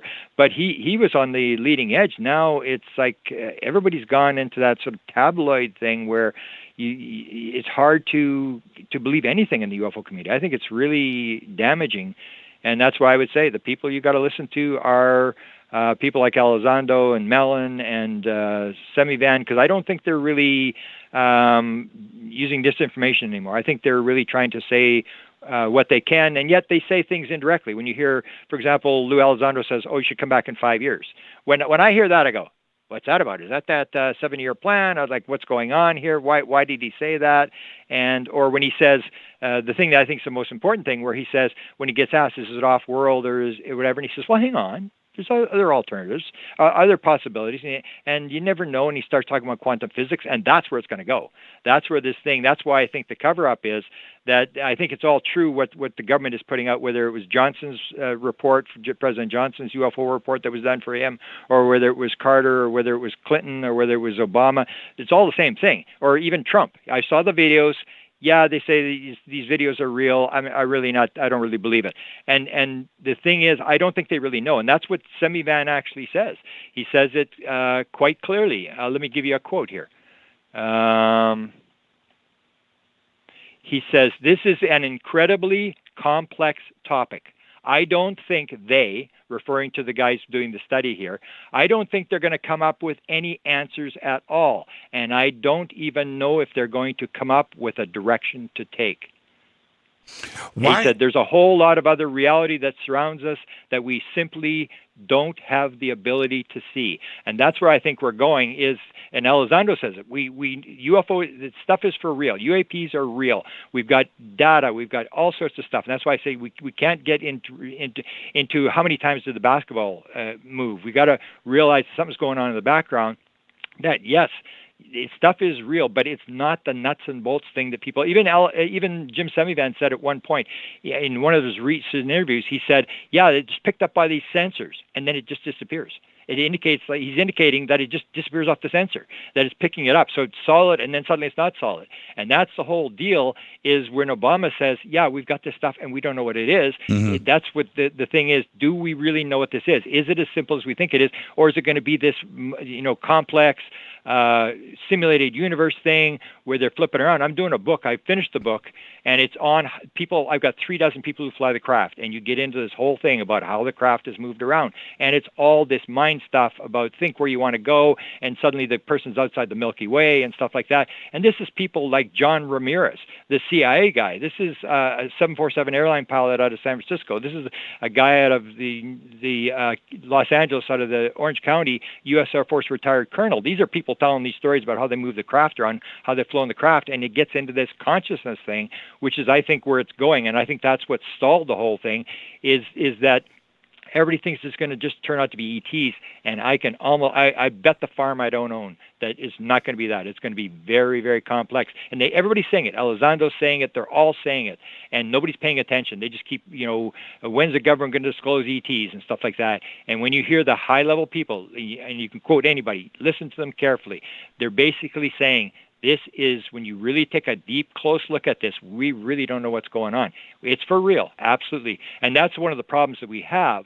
And you might want to do it after the break, but I can talk about how, as Semivan actually says, this thing can all fall apart.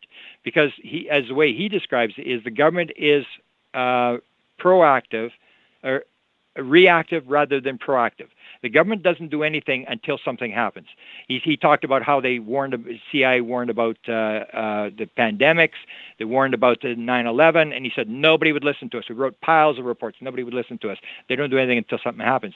So you have this situation that we're in right now. Is you have people who are pro UFO are running this thing, but Semivan says you may get in a situation where if they don't find the answer right away, and this thing goes, the government's not going to be interested anymore, because it's like the Canadian government. Yeah, it's for real, but we can't get anywhere with it. What are we wasting this money? And there's a lot of people running around now saying we need to roll the budget back to spending too much money and this sort of stuff. And if they don't come up with an answer, it's going to be like 1994, what happened to the remote viewing program, that Senator Byrd was running the Appropriations Committee, and his assistant was this lawyer guy, Dick D'Amato, whose girlfriend was a remote viewer. They were pro, and they were using these earmarks to fund the remote viewing program, and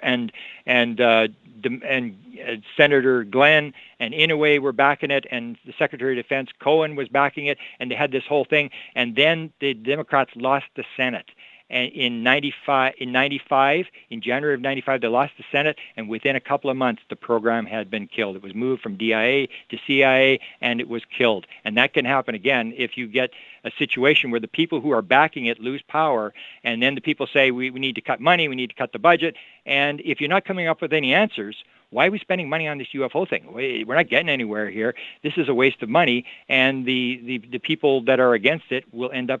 It can shift in a moment. Just depends who's doing it. Right now, there's a bunch of people backing this thing who are pro UFO, but there's a shift, and it can disappear because they're probably not going to get any answers. It's going to be stalled, and that's what the Canadian government. I just got 160 pages from Transport Canada, and all UFO sightings. No pulled stuff, no blacked out stuff, scrambled jets, all this kind of stuff, and they just basically say, yeah, this is going on. We don't really care. It's not our job.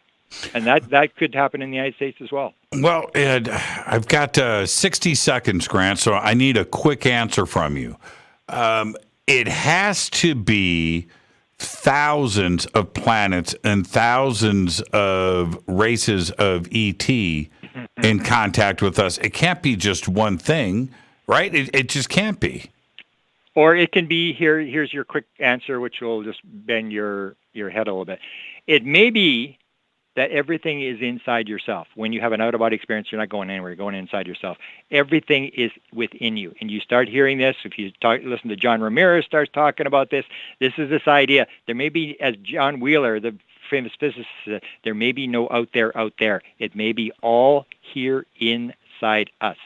John, and that's the part where it gets really weird. How does reality actually work? If it's a simulated universe, and the whole idea, if you have an out-of-body experience, Jimmy, and you go and you're floating and you look back at your body is in your consciousness.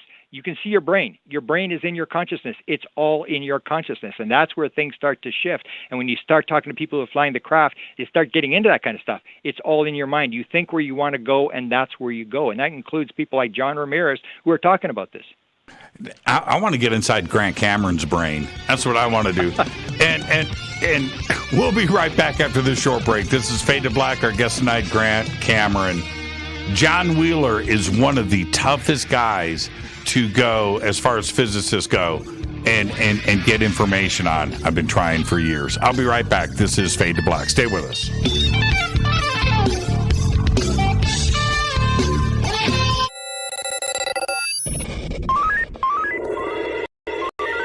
Way out here, we listen to Jimmy Church. You're listening to Fade to Black. You're listening to Jimmy Church and Fade to Black on the X. ¿Qué tal, mis amigos? Yo soy Mario Carson, el tiburón, y los invito para que escuchen a mi buen amigo Jimmy Church Radio. ¡Claro que sí! This is Jimmy Church. Jason Martell's book, Knowledge Apocalypse 10-Year Anniversary Edition, is now available. Most ancient cultures speak of a time when their gods visited them. They never say their gods came from across the ocean or from the mountains. They always came down from the skies. Was ancient man visited by gods or extraterrestrials? We have not been told the full truth about our human past. There was a time when all the ancient cultures lived amongst beings they considered their gods. The search for truth leads us down the path of learning where the ETs might come from and why they are here. To understand some of these advanced topics and learn the truth about human origins, buy the new book from Jason Martell, Knowledge Apocalypse, now in its 10-year anniversary edition, available on Amazon.com by clicking on the banners over on our site, or simply visit JasonMartell.com. That's JasonMartell.com. Do you want to be an official Fadernaut? Of course you do. This is Jimmy Church of Fade to Black. Just go to our membership section at jimmychurchradio.com. Fadernauts. When you think about the future of our country and where we're headed, do you wonder about the food supply? I do. Disruptions in the food supply chain could be disastrous, and they usually occur with little warning. That's why the smartest thing you can do today is to stockpile emergency food, water, and other essentials. I personally recommend My Patriot Supply. They're the nation's largest emergency preparedness company, serving millions of customers for more than a decade. In fact, they're the only source my family trusts for our preparedness plan. You should too. Right now, save 20% off a full 4-week supply of delicious meals that provide 2,000 calories a day. Saving 20% helps too, doesn't it? Especially now. So go to preparewithjimmy.com and get ready. That's preparewithjimmy.com. There's no time to lose. Do it now. So, you love talk radio? Then you'll love TalkStreamLive.com. TalkStream Live is always on, 24/7, with the best streaming talk shows. Find your favorite talkers and discover some new ones. It's free, readily available online or on mobile with any smartphone or tablet. Finding your favorite talk shows all in one place has gotten a whole lot easier. Just go to TalkStreamLive.com. Be sure to download the free apps from Google Play or the iTunes App Store. You listen to us, and we listen to you. And so does the CIA. You are listening to Fade to Black with Jimmy Church on the Game Changer Network. Oi, oi, I'm Reese Evans. You're listening to Jimmy Church. This is Revolution. The revolution will not be televised. The revolution is on radio. Ciao.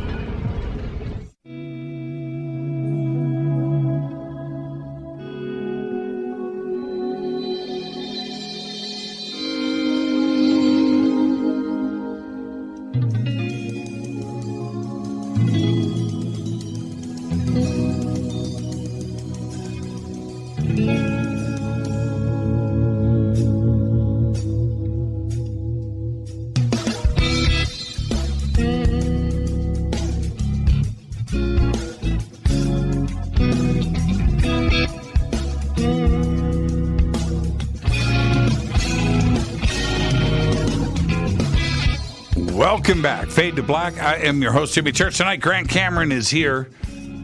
Whew, man, what a conversation tonight. And I'm always learning stuff. That's what I do on this show. That's why I bring on people like Grant. Hey, I want to jump into the UAPTF report, Grant. And I want your overall take first as you read through the report. Yeah, it's redacted. I think some of the redactions are more revealing than actually what is there because you can fill in the blanks. But what was your overall impression as you read through it? Well, it's making progress. I mean, it's it's a move to get it in the open, but again, it comes down to 144 sightings. So they're talking about 144 sightings, and I can't remember what it was. 40 have multiple sensors, and again, it's like they sort of throw it out like the Canadians did, and the Canadians are much more open about it. It's like, well, it could be anything. We don't know for sure, and that's always I think going to be a conclusion. Is we really don't know what it is, and there's all these alternatives and whatever. It's like, how do you prove? We've been trying to prove since Roswell 75 years ago that this thing's for real, and people who don't want the thing proved to them aren't going to get it proved. So they're moving farther along. It's still always going to be the classified aspect that Dr. Eric Walker, when we talk to Dr. Eric Walker, you're always going to get the thing, and I was trying to get to Bob McGuire about what he thought about this with the Gillibrand Amendment, is how much of this is actually going to be public, into the public. Because, as you know, with ATIP, they were not allowed to investigate citizens. It's the old deal. And that's why they weren't involved in Skinwalker Ranch. And so the question is, you still have just military sightings being investigated, and it's this threat thing because that's how you get the money. If there's no threat, it's the old idea. This thing could be shut down. If there's no threat, the government couldn't care less. They don't care about investigating UFOs. There has to be some sort of fear in there. So you have these 144 sightings. You have really nothing disclosed about them. It's all going to be military stuff. That's never going to be released. They're never going to release. And Dr. Eric Walker, when we came to it, like people think, well, it's very easy. We want to get this material. And so Walker would say, he said to us, why should we change the rules to satisfy your curiosity? And that's exactly what's going on. People are just curious. They want to know what it is. And if you're in the black world and you want to try to figure out how this thing works and you want to develop some technology from it, why would you release it? Why would you put it out? And Walker even told us at one point, he said, like, you're curious. Admit it. You're just curious. Or the story about Bush talking to Carter in the president's-elect briefing. Curiosity is not sufficient need to know. They really don't care that we want to know what's going on or whatever. The classified part is always going to be, held because they haven't figured it out. And they want to figure it out before the Russians and the Chinese. So that's one of the problems. And the idea that you can't really investigate the civilians is another problem. And the fact that they're dealing with just sightings with military craft or the Nimitz, all the nuclear stuff. And when I say that you need to look at the experiencers. The people who are actually interacting with the intelligence. This is not interacting with the intelligence. This is just watching still lights in the sky and reports and stuff like that. And it's never going to get beyond like collecting matchbook covers, where we got more and more. We got millions, and we got 2 million, we got 3 million reports or whatever. And they're always going to come back with the same sort of thing to say, well, we really don't know 100% for sure. It could be this, could be that. And so, but we are moving in the direction where there's an acknowledgement, and that's what Max Planck said. In the end, we're not going to convince people. There's not going to be a day where it's all going to suddenly be known. He said you do not convince your opponent by, showing him that he's wrong. It will come with when people die and the new generation is not offended with this idea where it's going to die, one funeral at a time. Young kids will say, yeah, this is for real. We know there's life, there's intelligence, there's UFOs are real, that sort of stuff. So it's going to be shifting. But I don't think you're ever going to see them actually come out, especially if it's ET, because the more I look at it, the more I think it's not going to turn out to be that. It's going to be much more complex than that. And well, I want to take a look. I want to take a look at page 4. Because this addresses a lot of what you have mentioned tonight on the show. And I want to get to a couple of very specific points in this. Number one, we are now introduced to range fowler and what a range fowler is. Now, it starts off at the top of page 4 where it says the UAPTF focused on a data set, probably all of these redactions involved UAP largely witnessed firsthand by military aviators that were collected from 2004 to 2021. The majority coming in the last 2 years as new reporting mechanism became better known to the military aviation community. And then it goes on to say, of the 144 incidents, only one they were able to identify as a deflating balloon. But it ends with, the others remain unexplained. The 144 reports originated from United States government sources. Of these, 80 reports involved observation with multiple sensors, including redacted. The remaining redacted observed incidents were captured by redacted. Now, this is probably the most interesting part of this page. Of the 144 USG reports, redacted, originated from Navy range Fowler reports, which provide basic information such as time, date, location, description, and what occurred at the event. Blank reports were a combination of United States Air Force, Marine Corps, Coast Guard, and other United States government agencies. UAP were described in most reports as objects that interrupted pre-planned training or other military activity. Now, at the bottom of the page, it says it's all redacted. Although the reports redacted, the description of unknown targets redacted. That entire paragraph is redacted, so we don't have any idea what that is. But then it continues, redacted as in limited number of instances. The United States aviators define a range Fowler as an activity or object that interrupts pre-planned training or other military activity in a military operating area or restricted airspace, followed by redacted and redacted. This is very revealing to me, and if we go back to that one, it's 4 words. The others remain unexplained. That's 143 reports that are unexplained. Mm-hmm. Yeah. The key is UFOs exist. Absolutely. We're still on this 1947 thing. Right. That we're like guys with no girlfriends. And we need a girlfriend. We need this confirmed. We need someone to in authority to tell us that this is for real. And I have got the advantage that I had a pretty close encounter. First 2 times I saw it came in pretty close to me, and I've never had any doubt. But we keep going through this thing. Yeah, UFOs exist. It's almost like there's a quote from Hal Puthoff where he says it's a UFO. Get over it. I mean, yeah, UFOs exist, and so they're running the same thing. We're getting better and better information. Yeah, it's for real. Yeah, it's for real. But we're still. It's like Rodney Dangerfield of science. We're so embarrassed that people aren't believing us and stuff like that. Hell, this is what Jacques Vallée said. Instead of looking at the screen, what I want to do is turn around and look the other way. When we look the other way, we see there's a little hole at the top of the wall with some light coming out of it. That's where I want to go. I want to steal the key to the projectionist booth. And then when everybody's gone home, I want to break in. Right. So we keep running this thing, and that's why I said we're never going to get to the end, because they're going to say, yeah, there's unidentifieds. Even in the Blue Book, as Stanton used to point out, 22% unidentifieds in the Blue Book. And now we're doing it again, and we're just going to keep doing it over and over. And it's the idea. It's how many times did they pass the basketball? 16 times. Everybody's missing what's actually going on. We're not talking to the people who are interacting. We're just doing more sighting reports and better sighting reports and better videos and trying to evaluate it. Yeah, UFOs exist. I don't deny that. But we have to get past UFOs exist and move on to the next step. Otherwise, we're back in 1947.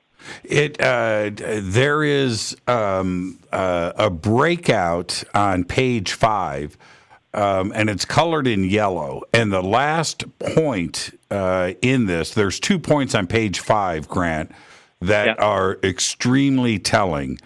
And so the last point in the yellow box, it's a bullet point. It says, sensor vantage points and the numbers of sensors concurrently observing an object play substantial roles in distinguishing UAP from known objects and determining whether a UAP demonstrates breakthrough aerospace capabilities. Optical sensors have the benefit of providing some insight into the relative size, shape, and structure.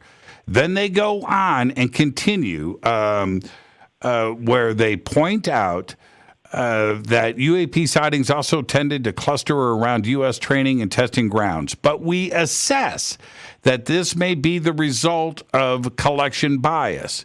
In other words, they've got all the sensors, they've got all the radar capability, they've got the ability to look at infrared and other data points in these areas because of the military capabilities that are in that area. But this stuff is going on all over the place where we also don't have the sensor data to read this. And that is a very interesting point in paragraph U. Okay, I understand, but there's 2 points there. Number one, as I pointed out, 1975, when Travis Walton was abducted, there was a document leaked. The National Enquirer actually went through the FOI and paid all the search, huge money for this search. That was where the Minot Air Force Base, Wurtsmith Air Force Base, Malmstrom, and the one in Maine all had UFOs inside the weapon storage area. So we've known that they're very interested in the nuclear weapon thing. That's probably why they were following the nuclear carrier, the Nimitz, because as Elizondo said, it had more nuclear power than the state of New York. I mean, so they have that. But there's a map that was actually produced by Blue Book in 1949, before Blue Book started. I think it was 49 or 50, that showed the same thing. Hanford, Los Alamos, all the same thing. All the major military places in the United States where they were making atomic bombs or doing this kind of stuff, or Roswell. We've known this. We've known this for forever, that they have this interest in the U.S. military capability. But again, it still comes back to this idea that there are better sensors, yes, and they can demonstrate that they have capabilities that our planes don't have. Well, we already know that from the Nimitz, where they describe the object dropping from 80,000 feet down to sea level in 7/8 of a second. Which I say, 1975, my sighting that got me to go out there was called the CKY film, where the object was on the ground and it jumped from the ground to 5,000 feet in the air in 3 frames of film, 2/24 of a second, and it had jumped 5,000 feet and was caught on film. So yeah, we know this. We know that it's got these capabilities, and there's varying degrees of material, but we're still recycling the same thing. There's better evidence. Yeah, UFOs exist, and we get better evidence and better evidence, but it's almost like we're still trying to convince people that UFOs exist. We need to get past that, because we're just going to we can do this for the next 300 years, just keep recycling and getting better sensors and better evaluation. Yeah, it looks more like there's UFOs or whatever. There are UFOs. I think we have to get past that. And I brought this up the other night with Sean Cahill last week. Page 6 reads like a science fiction screenplay. And where now most of this is largely redacted, but if you fill in the blanks, right? Observed, this at the top of page 6, observed UAP usually travel between blank and blank, altitudes varied for these objects, but frequently registered between blank and blank, mean sea level, which we have cases, however, in which the observer perceived the UAP demonstrated blank, and another in which the UAP was detected blank feet MSL. In 18 incidents described in 21 reports, observers reported unusual UAP movement patterns or flight characteristics. A few of these objects described UAP behavior blank. Some UAP appeared to remain stationary in winds aloft, move against the wind, maneuver abruptly, or move at considerable speed without discernible means of propulsion. Small number of cases, military aircraft systems processed radio frequency RF energy associated with the UAP sightings. They're talking about something extraterrestrial. They don't know of a terrestrial version of what they're looking at. Their sensors aren't giving them known aircraft. They're basically saying, yes, this is not our stuff. And nobody's denying that, but I would bet you the farm they're not going to say it's ET. They're not going to say. They're going to say that it's not ours. That's what I'm saying. If you listen to the people, they don't really say, yeah, this is absolutely ET. They're saying this is very strange. And when you get into the real, start talking to the experiencers and like what Jim Semivan experienced and Tyler D and all these kind of stuff, you start to realize this thing is a lot weirder than just it's some weird sort of thing that doesn't make any sense, and it's not as physical as we think it is. So yeah, I mean, these sensors are getting better, but they're at no point in this thing, and that's my point, is at no point are they going to say, yeah, we've decided it's ET. That's it. It's over. They're just going to keep saying, oh, you know, we need more data, and this has been done over and over again for 75 years, and we're getting closer in terms of changing the population's idea that this thing's for real. So I will agree that these public reports are changing the general attitude of the people, where guys like Eric Weinstein comes out and says, you know, I can't believe I've been had, you know, like, you know, he suddenly believes that there's something to this, and you're going to get some scientists who are going to move across and realize that there's something to this. Yeah, but I really doubt that you're ever going to get them say, yeah, we've figured out what this is. Everybody, Obama, the president say, Elizondo says, Semivan say, they all say, yeah. Even when Semivan says, they're not even going to know which direction to go in. That's what he's saying, and he knows more than you and I. He's on the inside. He's with this 100-member group, and he talks to people and stuff like that. He's not been read in on UFOs. He's seen the classified report, but he's not been read in. But he's talked to Kit Green and stuff, and even the thing where he has this thing where you start to see the things that he says that I find significant. When he has this encounter with this being, first he's talking about his soul guys. Mm-hmm. This guy's talking about soul guys, and then he talks about this being with the hooded figure, and he says, I go to my friend who is working with me, and that's definitely Kit Green. He goes to Kit Green. He tells him about this hooded figure coming, and then Kit Green says, oh. Go. I'm assuming. I'm just assuming it's Kit Green. He says, "Go into meditation, summon it back, and engage with it." And he says, "I'm not going to do that." And when you hear that, you go like, "Holy cow! They know what's going on." Or I leaked this tape with Kit Green talking to Kay Randall May. You probably heard the tape, and you listen to that thing where Kay Randall May is describing what's going on, and you know, the beings and the dimensions and all this kind of stuff. And Kit Green's going, "Hang on, let me write that down. Hang on, stop. Right. Like normal stuff. And then that's what I keep saying. When you listen to them at these high levels, what they're saying, you go like, they know a lot more than what's in this report. They know some of this weird stuff, and that's why I said you got to listen to them. You can read this and realize it's going to move the population in the right direction. But if you start listening to these high-level people, they drop from time to time. They drop something where you go like, why is he saying that?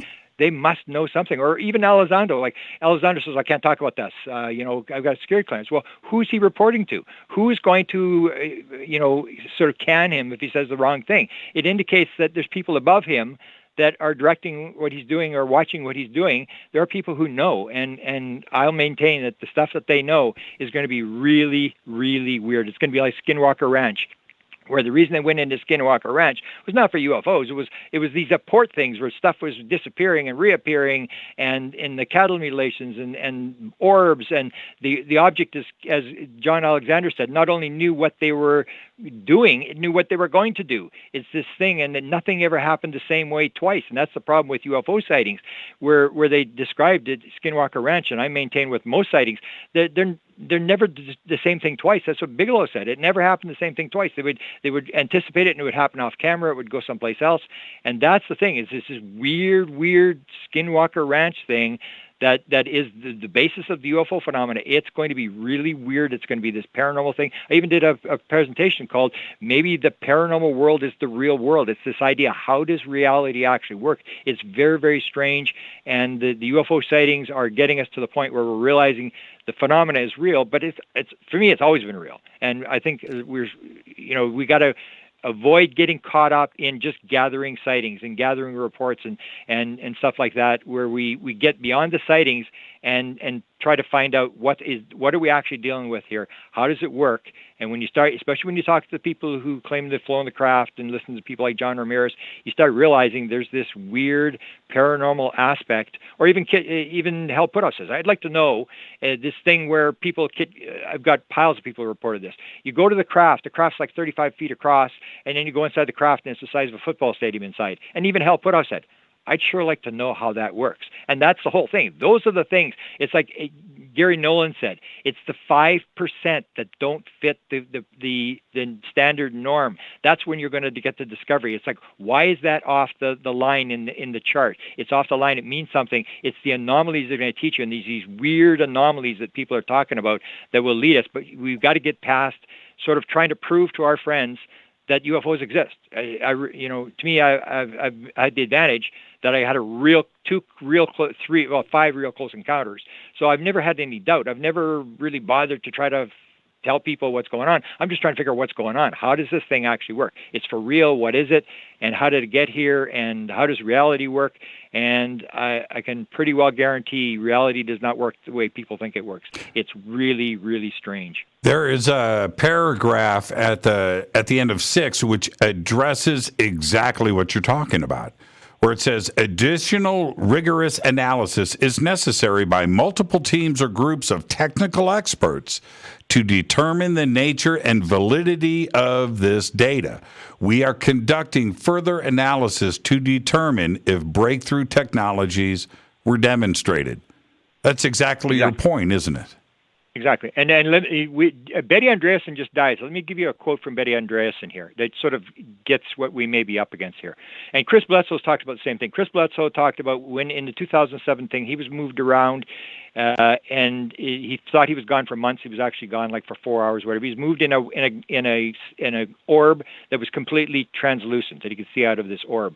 And Betty Andreasen describes in one of her books the same thing, where she's taken from here to there and she sees the one, and these beings are taking her all this sort of place, and they bring her back in this glass orb, same as Chris Bledsoe described. And they bring her, and she comes into her yard, and this is what she says: I rushed out to our trailer door, happy to be home, and headed for the bedroom, where Bob Luca, her husband, was still asleep. As I reached the side of the bed, I was shocked, for I saw myself sitting there, yet I was standing there beside myself. I slipped back into my resting body. And when you hear that, and you hear this over and over again, you realize this is going to be really, really weird. It's not what we think it is. It's going to be really, really, really weird, and our reality is going to be shattered. This whole idea that it may be nothing, there may be no time, no space, it's all within ourselves, it's all, as Greer used to always say, you see yourself as a puny form when the universe is folded within yourself. That may actually be what it is. That's what John Wheeler's saying. There may be no out there, or as Deepak Chopra says, everything may be an activity inside consciousness. If consciousness is primary, everything changes. So yeah, UFOs exist. I guarantee it's going to be really, really weird what is actually going on. And that's where Jim Semivan says they're on the sensors, and all of a sudden, boop, it disappears. Almost like it's showing off. It's like, watch this. It appear on the sensor and then just disappear. And those kind of things just make you shake your head, and you realize it's going to be very, very complex. The universe is very complex. We always make the assumption, almost like Max Planck in 1874 when his advisor said, no use going into physics. We've discovered everything. You're wasting your time. We've figured it all out. That's where we are. We think there's one piece that we're going to put in the puzzle, and basically we haven't got a clue. All the pieces are wrong. We were assuming a bunch of stuff that isn't right, and they're leaving us little hints, and eventually we're going to move there. We're moving there slowly, but we've got eternity to figure it out, and it's a wonderful game to be in, but I wouldn't get hung up on how many times the basketball passes around. There's you got to get past, yes, this is going on, and try to figure out what's going on. And the only way you can do that is to talk to the people who are interacting with the intelligence. Our guest tonight, Grant Cameron. I am your host, Jimmy Church. This is Fade to Black on the Game Changer and Unnext networks. Race Hobbs, more with Grant after this short break. Stay with us.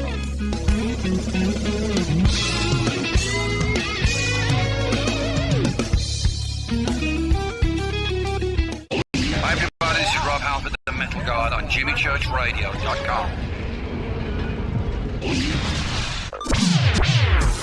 Your 1 million gigawatt paranormal powerhouse, KUNX-DB, The X. Are you ready to read about true paranormal events? UNX Media publishes non-fiction books about UFOs, ghosts and haunted places, time anomalies, cryptid creatures, and more. Just like KUNXDB Radio, it's all about unexplained phenomena. Visit www.unxmedia.com to see our list of great book titles by Debbie Ziegelmeyer, Gene Walker, Devin Listrom, Wayne Lawrence, Bill Spicer, and yours truly, Margie Kay. That's unxmedia.com. Why is it we're not very good with our health regimen until it's too late? We don't put oil in the car until the engine blows up. When the body's out of balance, your health is not so good. Give your body some love. Log on to getthet.com. That's getthet.com. Try our Life Change Tea, which cleanses you from harmful intruders. A clean colon is one of the ways to bring the body in balance. We also carry organic supplements to help you get where you need to go. So do your body a favor. Log on to getthet.com. That's getthet.com. You can even visit our sales page to save some dough. Does anybody call money dough anymore? Anyway, if you're looking for short, helpful health tips, go to YouTube and punch in Health Matters Now. That's Health Matters Now. So, log on to getthet.com, shop, get balanced, then learn some cool tips at Health Matters Now. You'll be glad you did. That's getthet.com. This is Jimmy Church of Fade to Black, and I only drink Fade to Black blend coffee from Rivermoon. Just click on the Rivermoon coffee banner at jimmychurchradio.com. Promo code F2B blend. This is the only way forward. This is Fade to Black. Make contact. When you're in the house for longer periods of time, you can see them flying or running across the floor. Ooh, yuck. They're unhealthy, gross, and disgusting. Bugs. I loathe bugs. We keep a clean home, but occasionally bugs show up. Well, I found something that is tougher than bugs. Orange Guard. On contact, it kills hidden bugs, including ants, roaches, and fleas. Plus, Orange Guard is a residual repellent. All of the ingredients of Orange Guard are on the FDA generally recognized as safe list. Orange Guard may be used around food, humans, and pets. It comes with a 30-day money-back guarantee. Orange Guard. Available at orangeguard.com, Whole Foods, and Ace Hardware. Gold loves chaos, uncertainty, and disarray. History shows us what gold does when people aren't sure about the government, the stock market, their jobs, or their retirement savings. Our national debt is skyrocketing. Gold and other precious metals are a defense measure against inflation and a stock market that might take years to recover. So what can you do right now to protect yourself? Call United Gold Group. We offer gold and other precious metals delivered securely within 72 hours. Are you worried about the stock market? We can also help you set up a real gold or silver IRA or a 401k. Safe and secure. United Gold Group makes gold ownership affordable. Call now and get up to $2,500 in free gold or silver with a qualified IRA. Call 800-753-8534. That's 800-753-8534 or visit unitedgoldgroup.com.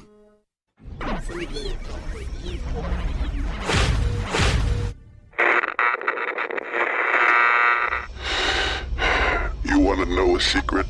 I love ponies. I really love ponies. I'm serious. I couldn't stay sane without ponies to brush. Why Fade to Black? Because you never got that pony, damn it.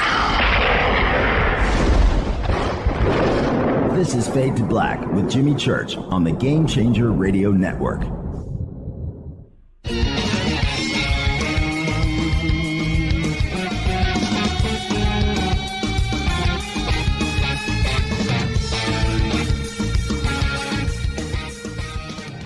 Welcome back, Fade to Black. I am your host, Jimmy Church. Tonight, Grant Cameron is here.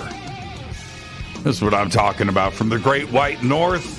And Talking about the UAP Task Force report, and Grant, probably, I mean, the one thing that I was interested in most in this report, I didn't expect it to be disclosed, but that is the evidence that was presented to them. And those pages, pages 12, 13, 14, and 15, are all completely redacted. There is nothing there to look at. And one of the tables that is presented here, which is blank, it's the entire table. It says, in over half of the 144 reports from the United States government observers, redacted, unidentified aerial phenomena, UAPs, redacted, right? And that table is gone. And then if you go to page 13, one of the most interesting exhibits is redacted, and it's called common shapes. Why would they redact common shapes? I don't know, because it's supposed to be, like Jim Semivan says, the sources and methods that they're basically, because that's, there's been charts back from the beginning of the different shapes. Now, I'm not sure. It is kind of weird how they've sort of blacked that out. But that goes back to the idea is if you go back to page earlier, 11, 10, 9, you see that they're starting to play the game where they're really not going to tell you. We think they're going to tell us what's going on, and then they say, well, there's all sorts of alternative explanations. There's clutter, there's this, there's that, and it's like a normal report where they're backpedaling and killing the thing where it could be weather balloons. I mean, this goes into the 1940s. So you get the same thing. If this is a disclosure thing, there should be a little more UFO stuff in it rather than talking about airborne clutter and weather balloons and all this kind of stuff. And why would you sort of pull all the shapes and classify that or redact that? It's the same old game where you're going to see more and more reports, but they're never going to come to a conclusion. We really don't know. And that's what's gone on in the UFO community as well. It's like, well, we really haven't got evidence. We haven't got absolute proof, and it's going to go on. And we could do this for, as I said, for next couple hundred years. Just keep writing these reports and coming to no firm conclusion, and a little bit of this and a little bit of that. Well, I am totally interested in the common shapes image. What is it in these 143 reports? One is a deflating balloon, and I think we all know the video that they're talking about there. But here we have a table of common shapes. And obviously the Tic Tac is going to be in there, but what else? What are these common shapes? And then underneath that is the next exhibit, also redacted, less common irregular shapes. Well, I'm really interested in that. And they've redacted both of these. And I don't understand why these would be classified. Now, I'm sure that Lou Elizondo... Okay, but let's go back to Walker. Walker said, why should we change the rules, Jimmy, to satisfy your curiosity? Kit Green actually went in. Kit Green was really interested because we had sort of shown that this guy actually was there when it all unraveled. He knew exactly how it worked, exactly who was running the operation or whatever. And Kit Green goes in there, and Walker says to him, okay, give me 2 reasons why I should tell you what's going on. And so Kit Green comes up with 2 reasons, and this is in Jacques Vallée's book, and he said, apparently I didn't give him the right reasons, because he threw him out of the office. and Kit Green had security, he had a clearance to go in and talk to him. So it's the idea, it's like, we're not interested, this is classified, we're not going to tell you what's going on, your curiosity, we really don't care. Like, you're very curious, you want to know. And they go, we don't care, Jimmy. We don't care if you're class. We're trying to do this kind of stuff, especially if the military is running it. And that's where I say, if the Gillibrand thing, that's what we're trying to figure out. Are they going to have a part of the thing that comes through science and technology? Because if you wanted to figure out how the UFO thing worked and where they're coming from, you would have put it through the science and technology subcommittee. But they haven't. They've gone through intelligence and and armed services, which are going to be very highly compartmentalized, all weapon stuff, all highly secure and stuff like that. And they really don't care. They're into building weapons. They don't care about the curiosity. So that would be their answer to you. Right. Is we really don't care if you're interested in what the shapes are. We are going to keep the secret. But if you get it into, say, the Office of the Science Advisor to the President, and they put out a report, then it may be something different, where we're actually going to get more into the scientific aspect. But as long as it's in a military thing, and the military people are writing the reports, it's going to be classified. And I don't know if there's ever going to be, I don't know if they've proposed that there's going to be, they say there's going to be report made to the public. But again, it's going to be the same thing. Here's the report to the public. We black this out. We black that out. Is there actually going to be a thing where there's actually like a blue book where people can report stuff and they have to put out, a press officer to explain sightings every night and stuff like that? I don't think they're going there. This as long as it's in the black, still controlled by the black world, there's going to be all this classification stuff where when it comes right down to it, they're going to withhold so much material because they really don't care if people are interested. It's, we might be interested in how a nuclear bomb works or how, where we store the nuclear bombs. And it's like, they don't care. We're not going to tell you that kind of stuff. The next page, which is the collection of intelligence discipline, again, it's all completely redacted. Geospatial intelligence, the images and videos captured, that paragraph is redacted. And the United States Navy have redacted. The only line in there is, however, the use of, that's the only line. Yeah. And then spatial signals intelligence, the UAPTF, and then a completely redacted paragraph. And then, but the most telling is probably the last one, human intelligence, which is completely blank. They have not revealed anything that they have compiled for the report that came from human intelligence. It is simply left blank. And then we get to, this is where I can't wait to hear your opinion. The FBI gets involved with this report. Federal Bureau of Investigation support of attribution efforts, right? Okay, it says the FBI is positioned to use its investigative capabilities and authorities to support deliberate Department of Defense and interagency efforts to determine attribution. And then the 1, 2, 3, 4 examples of the FBI's contributions for attribution are all redacted. This is outside of the scope of the Department of the Defense, the United States Navy, of course, the Marines and the Air Force and the Army. This is now the FBI contributing to this, but it's all been redacted. What do you think is going on here? Well, they're referring to the sensitive military stuff happening close proximity to sensitive military activity. So their FBI works inside the United States. And so I think they're trying to drag them in on, say, objects that are around military bases or weapon storage areas and stuff like that. I really doubt the FBI is going to really do a heck of a lot. I mean, Carter tried to bring them in and force them to do stuff. That's just... Is this the civilian side? And let me describe something to you. The FBI would be involved in an investigation, I'm theorizing here, around a nuclear power plant or around critical infrastructure, water treatment plants, anything like that's inside of the United States, but it isn't necessarily military installation.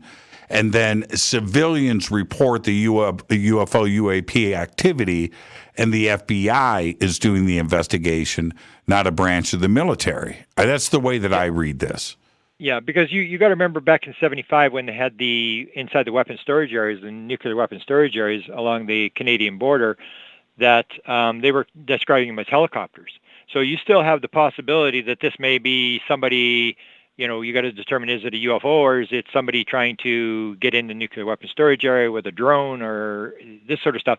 There was actually a question was actually given in Canada. There's a UFO cover-up taking place in Canada by the opposition party that I was actually involved with. The opposition party in Canada actually did an investigation. They talked to Elizondo at least once, maybe twice. They talked to Putoff. I think they talked to Mellon. They came to me. They were talking to Vice. They talked to Dave Scott, if you know, the radio host here in Canada. They did all this investigation, and then they actually posed a question. The member of Parliament actually posed a question about drones over top of nuclear power plants in Canada, and asked the city deputy minister, have you got any reports on this? Are you willing to investigate this? Are you going to bring it back? And I said, okay, that's game over.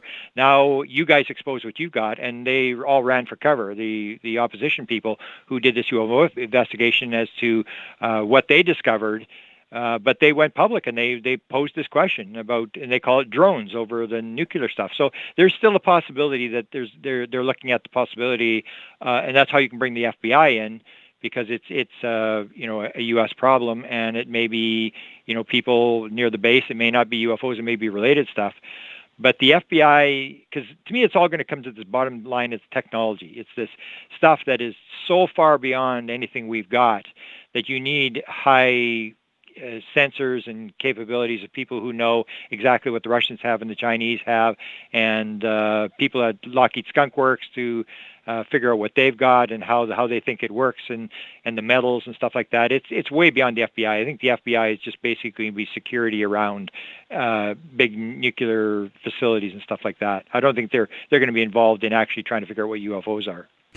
And you brought up helicopters, and on page 7, now out of everything in this report, there isn't anything really specific. They're not mentioning F-18s, they're not mentioning anything like that. But they do mention, I found this really curious, they do specifically mention a report with a helicopter.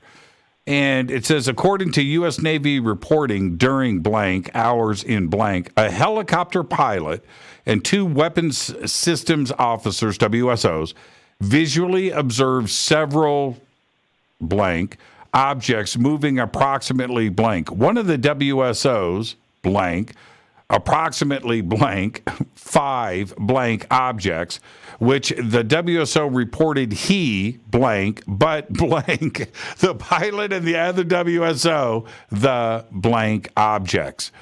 They're bringing up a helicopter pilot sighting with weapons security officers. I found that curious that out of everything here, they cited this event to put into the report. Why do you think this was here? I'm not sure. No idea. I mean, again, you have U.S. Navy, and that's this idea.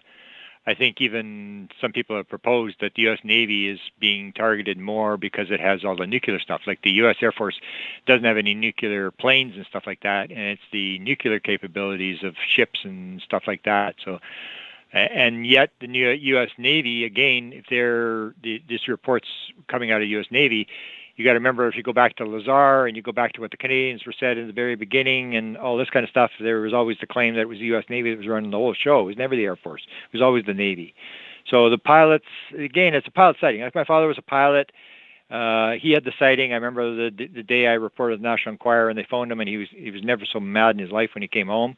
And he was a government pilot, and my son's was a pilot, and he had sightings. So pilots will have sightings. I'm not sure there's any significance to this. I mean, we even had the helicopter, if you remember back in the 60s or 70s with the helicopter, where the UFO actually dragged it. It was like lifted by this UFO where it sort of got sucked up. I think it was like in Ohio, if I'm... Yeah. So, yeah, you get this stuff, and it's all very interesting to sort of read, and people like it because, they're not like, you and I who don't have, the the military background. Everybody likes military because they're, observers, you're great observers, and they're professionals, brave men and women and stuff like that. Right. So this is going to change some minds in terms of people saying, "Oh, this guy saw it. If I saw it, they don't really care. I've told my story 1,000 times. Nobody cares." But some guy from an F-18 sees it, then everybody goes, "Oh, wow, maybe it's for real." So it is changing the perspective where people are going to realize that this whole thing's for real. And I remember we even went back and we said the whole deal was we said they'd never release because everything would melt down. And then what happened in 2017? They do the New York Times article, and what happens? Absolutely nothing. Right. Because people were acclimatized. They went, "Yeah, we know that already. Okay, now where are they from? What's going on?" And that's what's happening here. And that's why I think they're sympathetic to the Hollywood version of putting this stuff in through Hollywood, through fiction, because it acclimatizes people to even the Rand report from the early 60s, where it said, if you know that you're not alone, you have to bring this in slowly. You can't just drop it on people. So they're slowly acclimatizing people, dropping this stuff. And that's where I said the Bill Moore thing may be the most important file, is they were doing this in 1980. There's 55 pages that said they were doing something with Bill Moore. This was not just simply Bill Moore making up documents. Something was actually going on there, and that they may have been doing this all the way along, with like Walt Disney being asked to do the documentary in 1956 on UFOs, and he was offered this film, and they pulled the film, or Bob Emenegger doing the film, and then Steven Spielberg coming for the Holloman Air Force Base film, and he hands it to him, and suddenly Close Encounters of the Third Kind is done, and Spielberg's mother comes to Emenegger, did the UFO documentary, and said, "I saw your version of the Holloman landing, and I saw Steven's version of the Holloman landing, and I like Steven's version better." And it's this idea that this stuff is slowly being put in through movies and stuff like that, and it's climatizing people, and we're moving along, and we've moved along since I've been in this since 1975, Jimmy. I can tell you, the more has happened in the last 5 years than happened in the first 45 years. It is absolutely moving at an incredible clip and unraveling. And I'm very happy to see it. I never thought I'd see it. I remember Steve Bassett at one point. It was a conference, and we were all sitting on the stage, and he asked everybody, "When do you think this thing is going to disclose?" And everybody said 6 months, 1 year. I said 2042. I never believed this would happen. Never in my life have I ever believed that what is happening now would be happening. It's incredible, and I got to thank people like John Podesta, Hillary Clinton, Jim Semivan, and people that pushed this back in 2015, 2016, and moved it out. They said they were going to do it, and they have done it, and they should get Nobel Prizes for what they did. I've always pushed that there must be, an infinite number, Grant, but let's say 10,000 intelligent, advanced civilizations just right here in our Milky Way that are aware of our planet. I think that's a low number, but 10,000 is a crazy big number when most people think little grays, right? It's got to be something far beyond that. And in this report, I think that they are being very straightforward with that concept when they stated this. The UAP documented in this limited data set, that's a key word right there, demonstrate an array of aerial behaviors, reinforcing the possibility that there are multiple types of UAP requiring different explanations. They're not seeing one specific thing. And that's what Bigelow said about Skinwalker Ranch. Nothing ever happened the same way twice. Right. Never. It was always different. And that's where you start looking. When you start looking at the reports, it starts getting really weird, because you go back before 1961 when Nancy Tremaine was taken, and then the Hills were taken. If you look back before there, you look at the humanoid reports, and you see guys with space helmets, with bubble helmets, and you don't see any grays. You see all these weird type beings, and it's like almost like I put all the grays together one time, and none of the grays match either. It's like it's almost like you're part of what you're seeing, that this phenomena keeps changing. You used to have crafts with windows in them. You don't have crafts with windows. I even put a thing on Facebook. I said, when was the last time that there was a landing trace case where a UFO landed and left tripods, burnt the grass? It hasn't happened for 25 years. They stopped doing that. Now they're doing something else. And the phenomena is really, really weird. It keeps changing. You didn't have crop circles till 1982. You didn't have cattle mutilations till 67.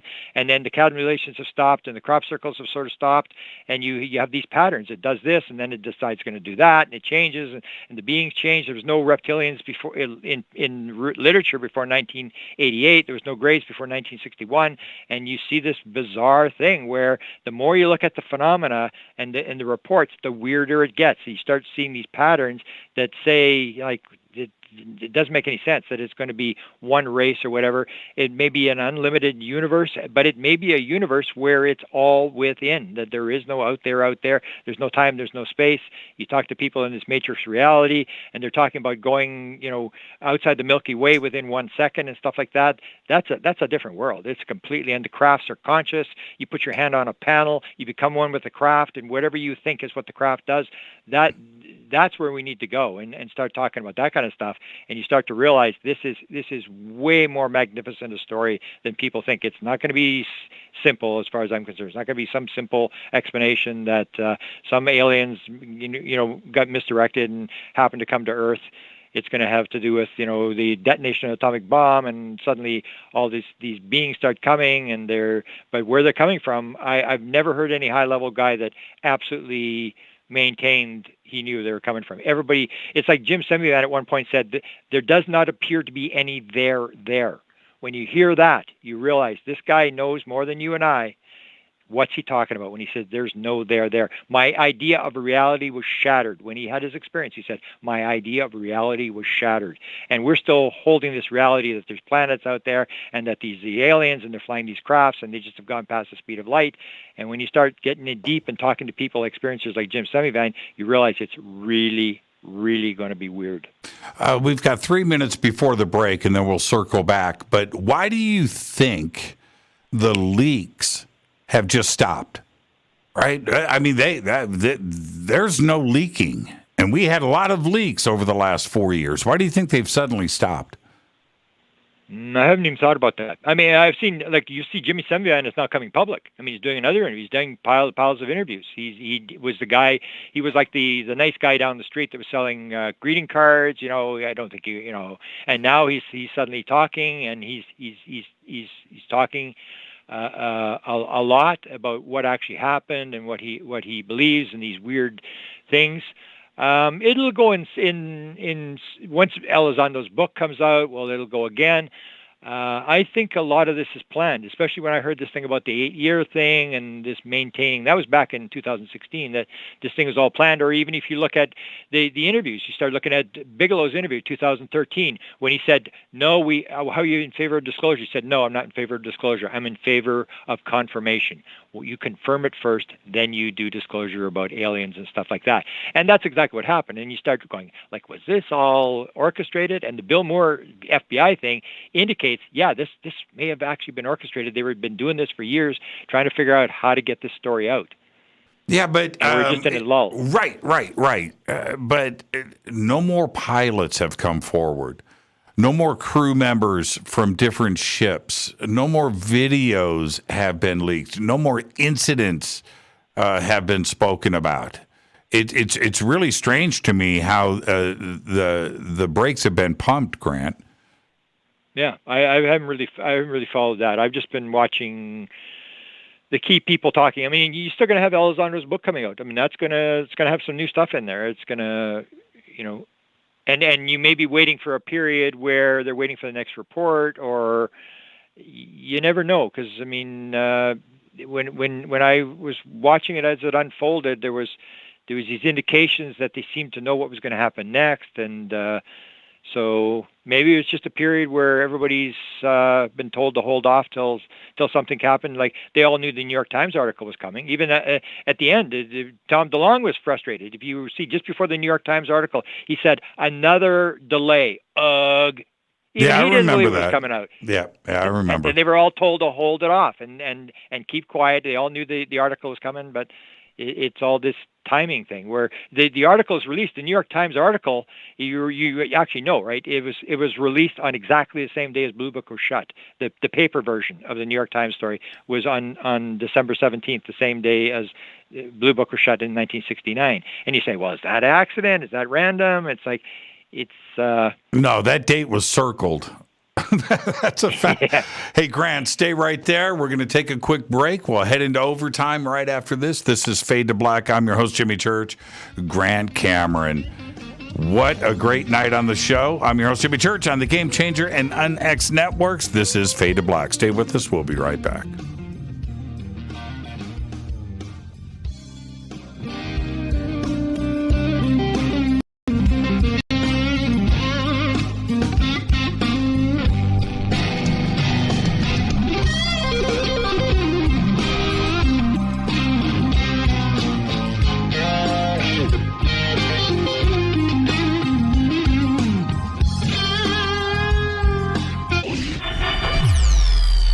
Listening to Jimmy Church and Fade to Black on the X.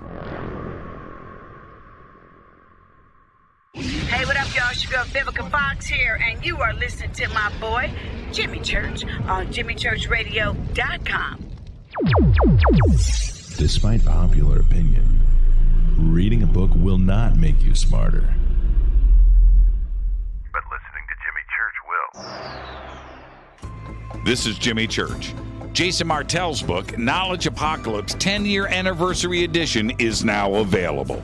Most ancient cultures speak of a time when their gods visited them. They never say their gods came from across the ocean or from the mountains. They always came down from the skies. Was ancient man visited by gods or extraterrestrials? We have not been told the full truth about our human past. There was a time when all the ancient cultures lived amongst beings they considered their gods.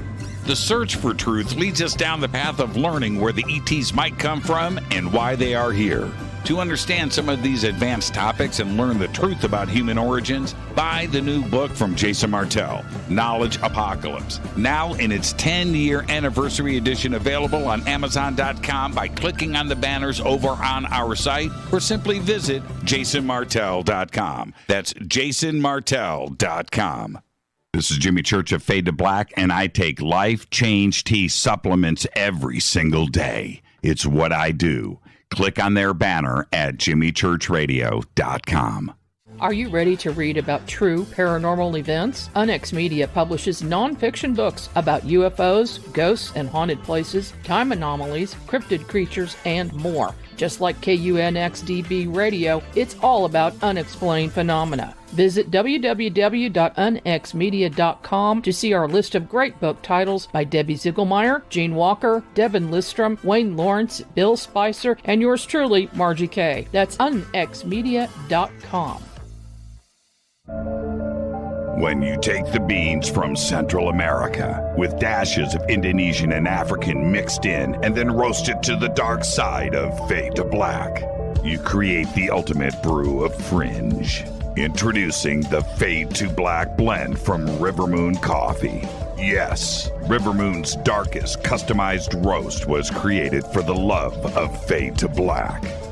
The alchemy of masterful roasting and smoking the beans is in every sip of this full-bodied, dark Java. I need my coffee dark, deep, with distinct bittersweet chocolate highlights, just like the bunker. Leaning further into the darkness of the roast is Fade to Black blend from Rivermoon Coffee. Just click on the banner at jimmychurchradio.com and use the promo code F2BBLEND for 15% off of your order today. This is Billy Carson with ForbiddenKnowledge.tv. Forbidden Knowledge TV has just reached its 1-year anniversary. That's right, 1 year. And as a show of appreciation, we are giving all new subscribers a free 30-day trial of ForbiddenKnowledge.tv. That's 30 days to binge watch thousands of movies, documentaries, conferences, workshops, lectures, yoga classes, meditation courses, and so much more. So log on to ForbiddenKnowledge.tv from your computer or mobile device, or get the Forbidden Knowledge TV app on Apple TV, Roku, Amazon, iTunes, or Google Play today, and use coupon code 30daysfree. That's coupon code 30 days free on ForbiddenKnowledge.tv today. Are you intrigued by Paranormal Talk Radio? You'll love the new Paranormal Radio app from TalkStream Live. You'll find a great selection of talk shows covering UFOs, ghosts, strange phenomena, and much more. Download the Paranormal Radio app now and start listening to the very best in paranormal talk entertainment, including the network you're listening to right now, the Paranormal Radio app, free in Google Play and the iOS App Store. This is Erica, Brittany, Gabby, and you're listening to JimmyChurchRadio.com. It's not a lifestyle we chose. We were born this way. This is KJCR at JimmyChurchRadio.com. Welcome back. Fade to Black. I am your host, Jimmy Church. Overtime with Grant Cameron. You knew this was coming.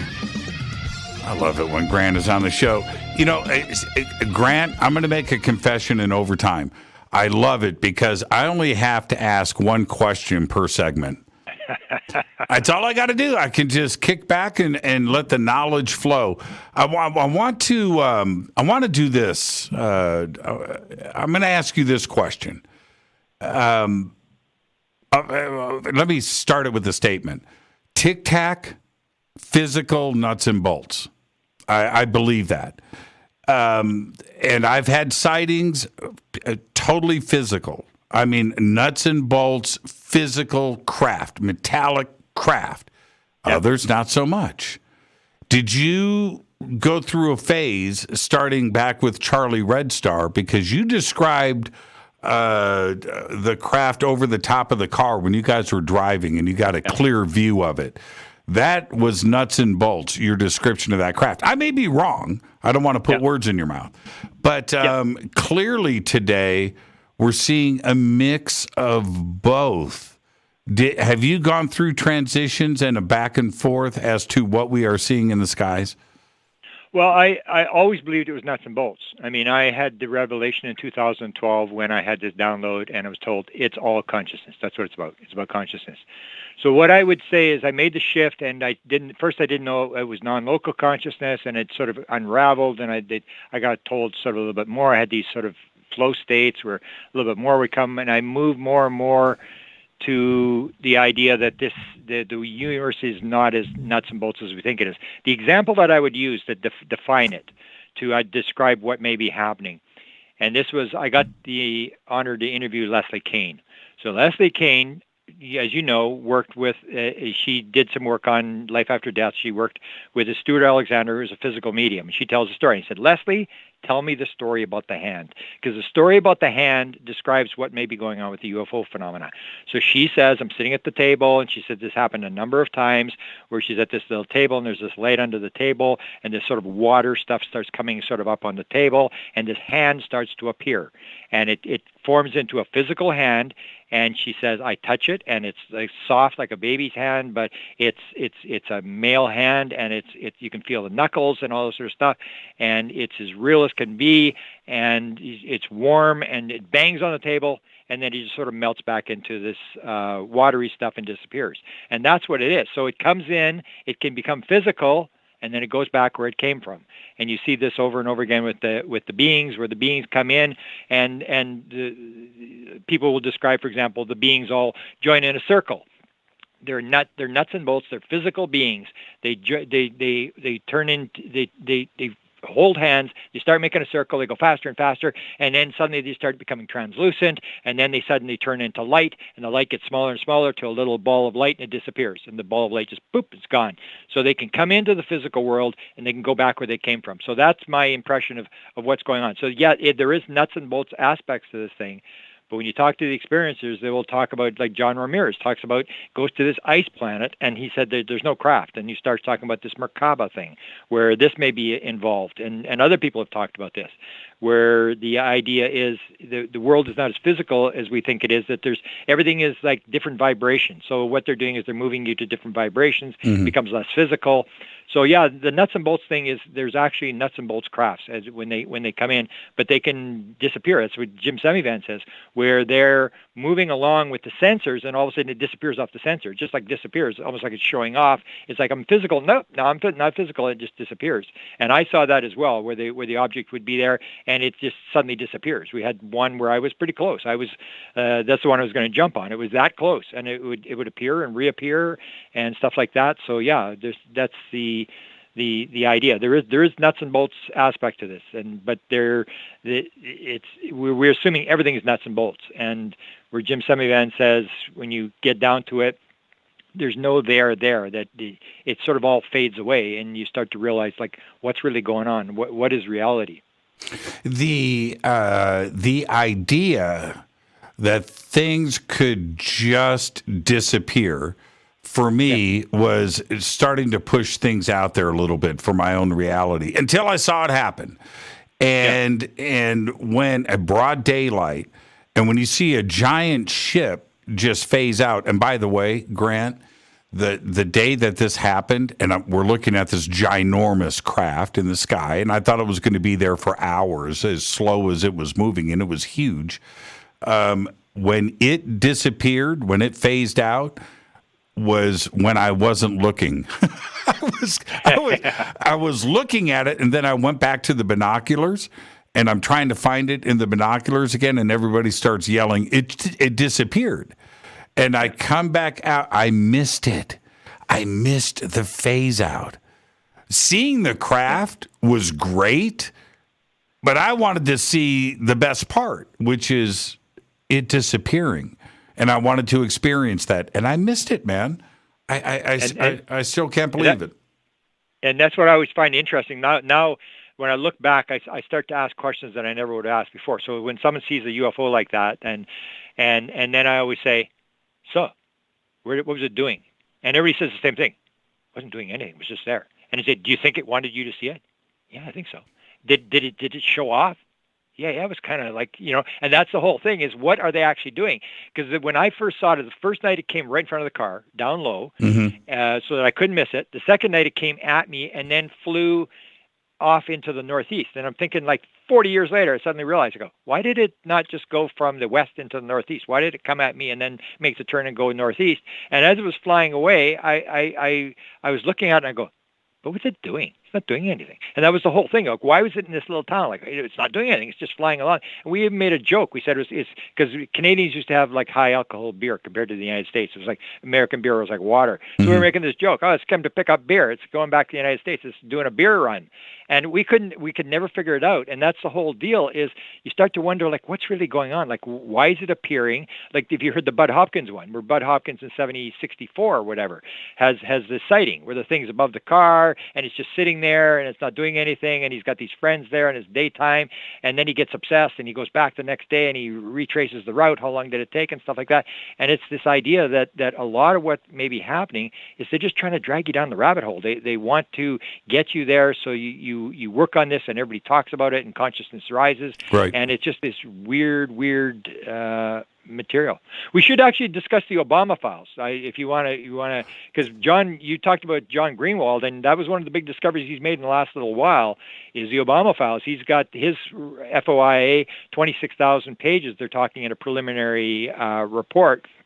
And the Obama files, because I've got all the presidential files. I've got 10,000 or whatever Clinton files and stuff. And the Obama files, there's going to be there's not going to be blacked out. Presidential files, they don't black anything out. And I've filed all sorts of stuff. I've filed for the presidential briefing. I know when there was a presidential briefing. I know who gave it. I know what the subject was. I know where the briefing took place and stuff.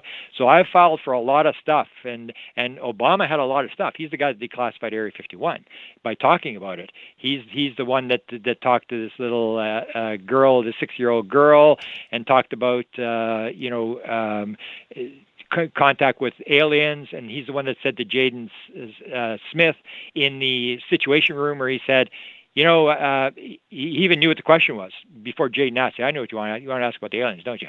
I can neither confirm nor deny that extraterrestrials exist, but if there was a meeting, about it, it would have occurred in this very room, and they're in the Situation Room. So I filed on that 9,300 pages on that family as to what happened, because I'm shooting a sort of a dart and just throwing darts and hoping to hit something that they talked about the incident after, or how was the meeting set up and stuff like that. So I've filed a lot of material as well, and I've got 10,000 plus pages coming back, and they haven't even looked at my UFO stuff yet. They haven't answered that. But I look at Katy Perry. I look at Edgar Mitchell with the meeting that they're going to set up with the president with Edgar Mitchell. I've got material coming back on that with Rebecca Hardcastle-Wright. And there's probably going to be, I would guess, 50,000 pages of stuff coming out of the Obama administration. Now, a lot of it's going to be crazy stuff about, like, every incident, like when he went to Roswell, or when he talked about Area 51, there's like 300 newspaper articles. They'll have all those. And there's going to be the Stephen Greer stuff. Stephen always puts in his briefing thing, and there's like 500 pages in there with, his report and his what he called the briefing stuff, and all these UFO documents and stuff like that. But there's going to be a lot of stuff coming out of the Obama White House. Whether I think, but didn't they say 16 years? Yeah, but I asked the archives about that, and they said, well, you can look it up. Apparently you can actually get it online, the correspondence between John and them. But I think what they may be talking about, because John is kind of down the line. He had COVID, so he didn't file for 2 days.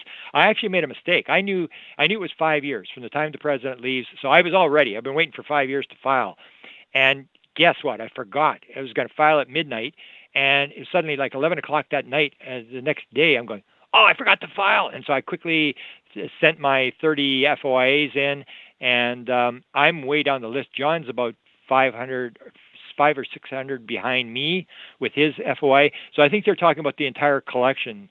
That's my guess. It's going to take 16 years to do. But the good thing about it is that it's first come, first serve. So I remember when I did the Clinton thing, everybody wanted to know all the, like, Fox News and Associated Press and Washington Post, and everybody wanted to know, why is there so much UFO stuff coming out of the Clinton White House? And in fact, Hillary talked about that. She said it was the most requested thing in the Clinton library was the stuff on UFOs. And I remember there was this conservative bunch of lawyers that were trying to get Hillary Clinton's phone records, and they were furious. They filed a complaint, and they were going to take the library to court because they were doing the stupid UFO stuff when they should have been releasing the Hillary Clinton phone records. And so I contacted them and basically told them where to go. And I said, if it was so important, you should have filed, because it's first come, first serve. Now, unfortunately, I didn't file till 11 o'clock at night. If I had filed at midnight, I would be first in line. And that's the whole deal with these things. It's first come, first serve. They go in line. So it doesn't really matter what you're requesting. You go in a queue. So the queue may be 16 years long to do the whole collection. But it's you got to remember, it's like, whatever, 40, 50 million pages of material. It's huge. And depending how many people we have to review every document and scan them and all this kind of stuff. It's a major job. Even the Stanton Friedman file, they said it would be, they figured 4 years to do Stanton's files. I mean, because you got to realize it's all going to be properly archived and stuff like that. So yeah, but we'll see what comes of it. I've got the Obama book finished, except for the FOIA material. I may go without the FOIA material, but Obama did a lot of talking. He was always talking about UFOs, and so every single incident I go and I say, okay, I want all the correspondence with the people and the say if he did a speech, I want the script of the speech. That's where I got Ronald Reagan. I got lucky with the Ronald Reagan one where he did the alien invasion remark, and I pulled the one speech, and that's where I saw that they had said. They had pulled the alien invasion remark, and Reagan's handwriting. He said, "Oh, I'd like my fantasy put back in how the world would be united if faced with a threat from an alien race," and that's actually in his handwriting. And they had to put it back in the speech. So from time to time, you'll get lucky to find out why did they put it in, who signed off on the speech, who disagreed, and you see these people in behind the president talking about this, about, oh, the president's talking about this, did you see that? And you get all these emails. It'll be kind of interesting, and it'll be pretty sure it'll be 40, 50,000 or better pages of material coming out of the Obama administration. Now, what about Bush? I never did file on Bush. I was going to do the same thing. I was going to file with Bush. John, I think John commented on that last week too, as well. and he was given a 20-year turnaround from the Bush Library.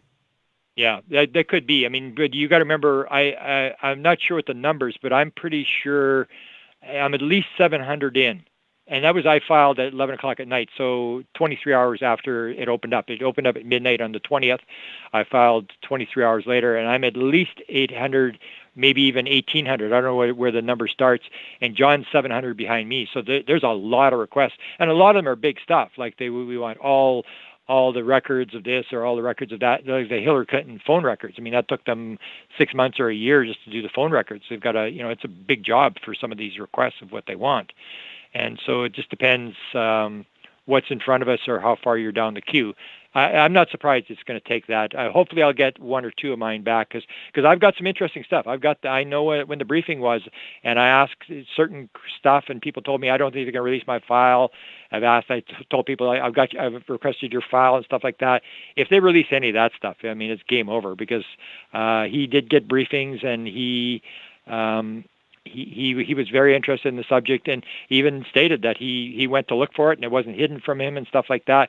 The Podesta stuff will all be withheld because he was like what do they call it? Like a direct encounters. He's working for the president, so all that stuff is withheld. Even the John Podesta stuff I still can't get from the Clinton administration, where they're still withholding it. I lost the appeal, and that was where John Podesta, on his 50th birthday, I discovered that there was 83 photographs and a video taken of his 50th birthday party, and Bill and Hillary dressed up like the X-Files in this birthday party. And they went on a thing where they said, "Oh, it's personal." And I said, it can't be personal. The White House paid for the film. He was a White House employee at the time. You can't say it's personal. And then I lost the appeal. And they said 12 years, but I may go back and refile for that. But that's from the 1995 or whatever. They're still withholding that. They will not release these photographs of Podesta's 50th birthday party. And I think it was because Bill and Hillary were dressed up like the X-Files. From 27 years ago. I wanted to ask you, the Reagan Presidential Library is down the street. Yeah. Is it possible to make a request to go in and read the files? Can I ask them, can you point me in the direction of the UFO stuff? Is that possible? Yeah, and I would point out that the archivists, my experience, I've dealt with almost all the archivists from the various, they're basically, it's not like you saw the report from that we were talking about tonight with all the blacked out stuff. Mm-hmm. These guys are actually really interested. You can go in there and say, I want to see the UFO files. They'll take you on a tour. They say, oh, there's this, there's that, go look here. They'll actually pull all the stuff for you. And you can sit there and ask them questions. And they're just really interested historian people that are really interested. I think the one guy from the Carter administration actually went to school with Chip Carter. And he maintained to me, he said, the sighting, the first, there was 73, was Carter's UFO sighting, mm-hmm. and then there was 69. He said it was 67. He said, because I was with Chip Carter in high school, and he told me the story. It was before that, and so we were actually in the archives when the archives was closed 2 hours later, and we're talking about all this kind of stuff. And then years later, he actually sent me a document. I didn't even file for it. He sent me a document where Jimmy Carter had met with what's the Grenada guy, the guy that was at the UN. Anyway, one of the Caribbean guys. Right, and they had a meeting, and we know UFOs was discussed in the meeting. And he actually sent me Carter's handwritten file notes from there, like just the point notes. And they had discussed not only UFOs, they discussed stuff like witchcraft and stuff like that, or whatever they call it, voodoo stuff. Right. This was on the agenda. They had talked about this kind of stuff.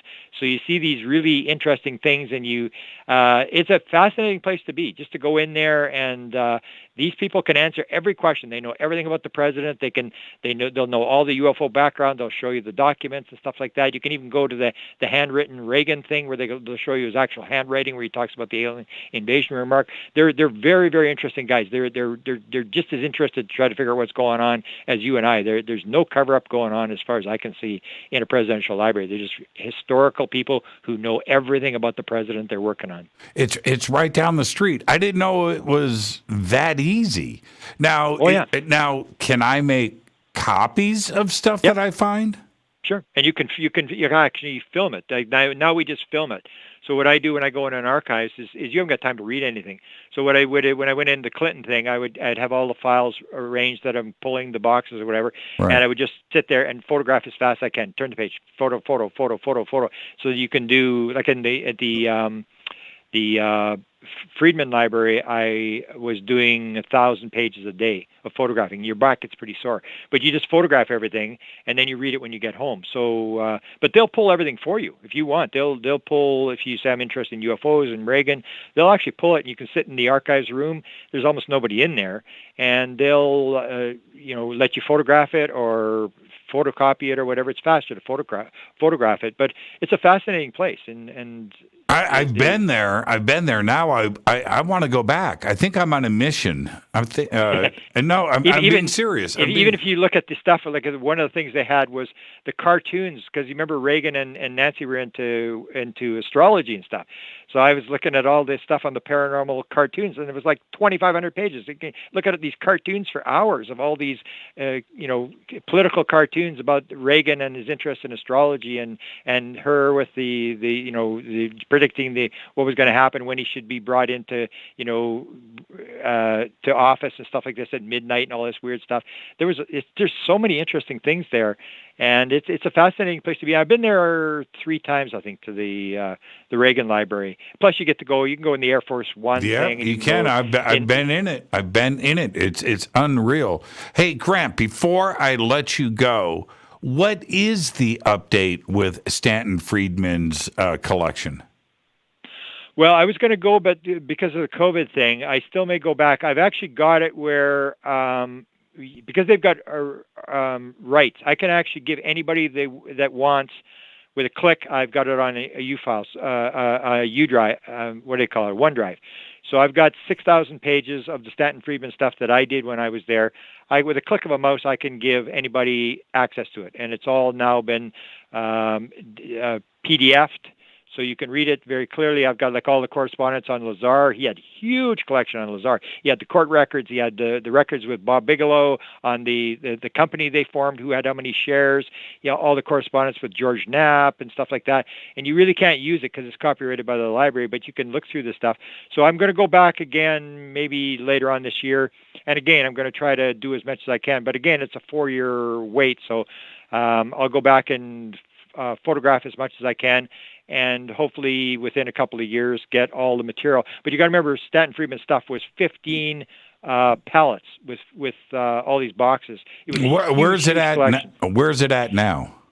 It's at the archives at the New Brunswick, at the University of New Brunswick, in the provincial library, which was they do like court records and deaths and marriages and all that kind of stuff. This is the only collection they've got that is not that kind of stuff. And the woman had to fight because they said, well, what are we going to do with UFO stuff? We're not in the UFO business. And so they put a lot of money. They've got 4 full-time archivists working on this collection for 4 years.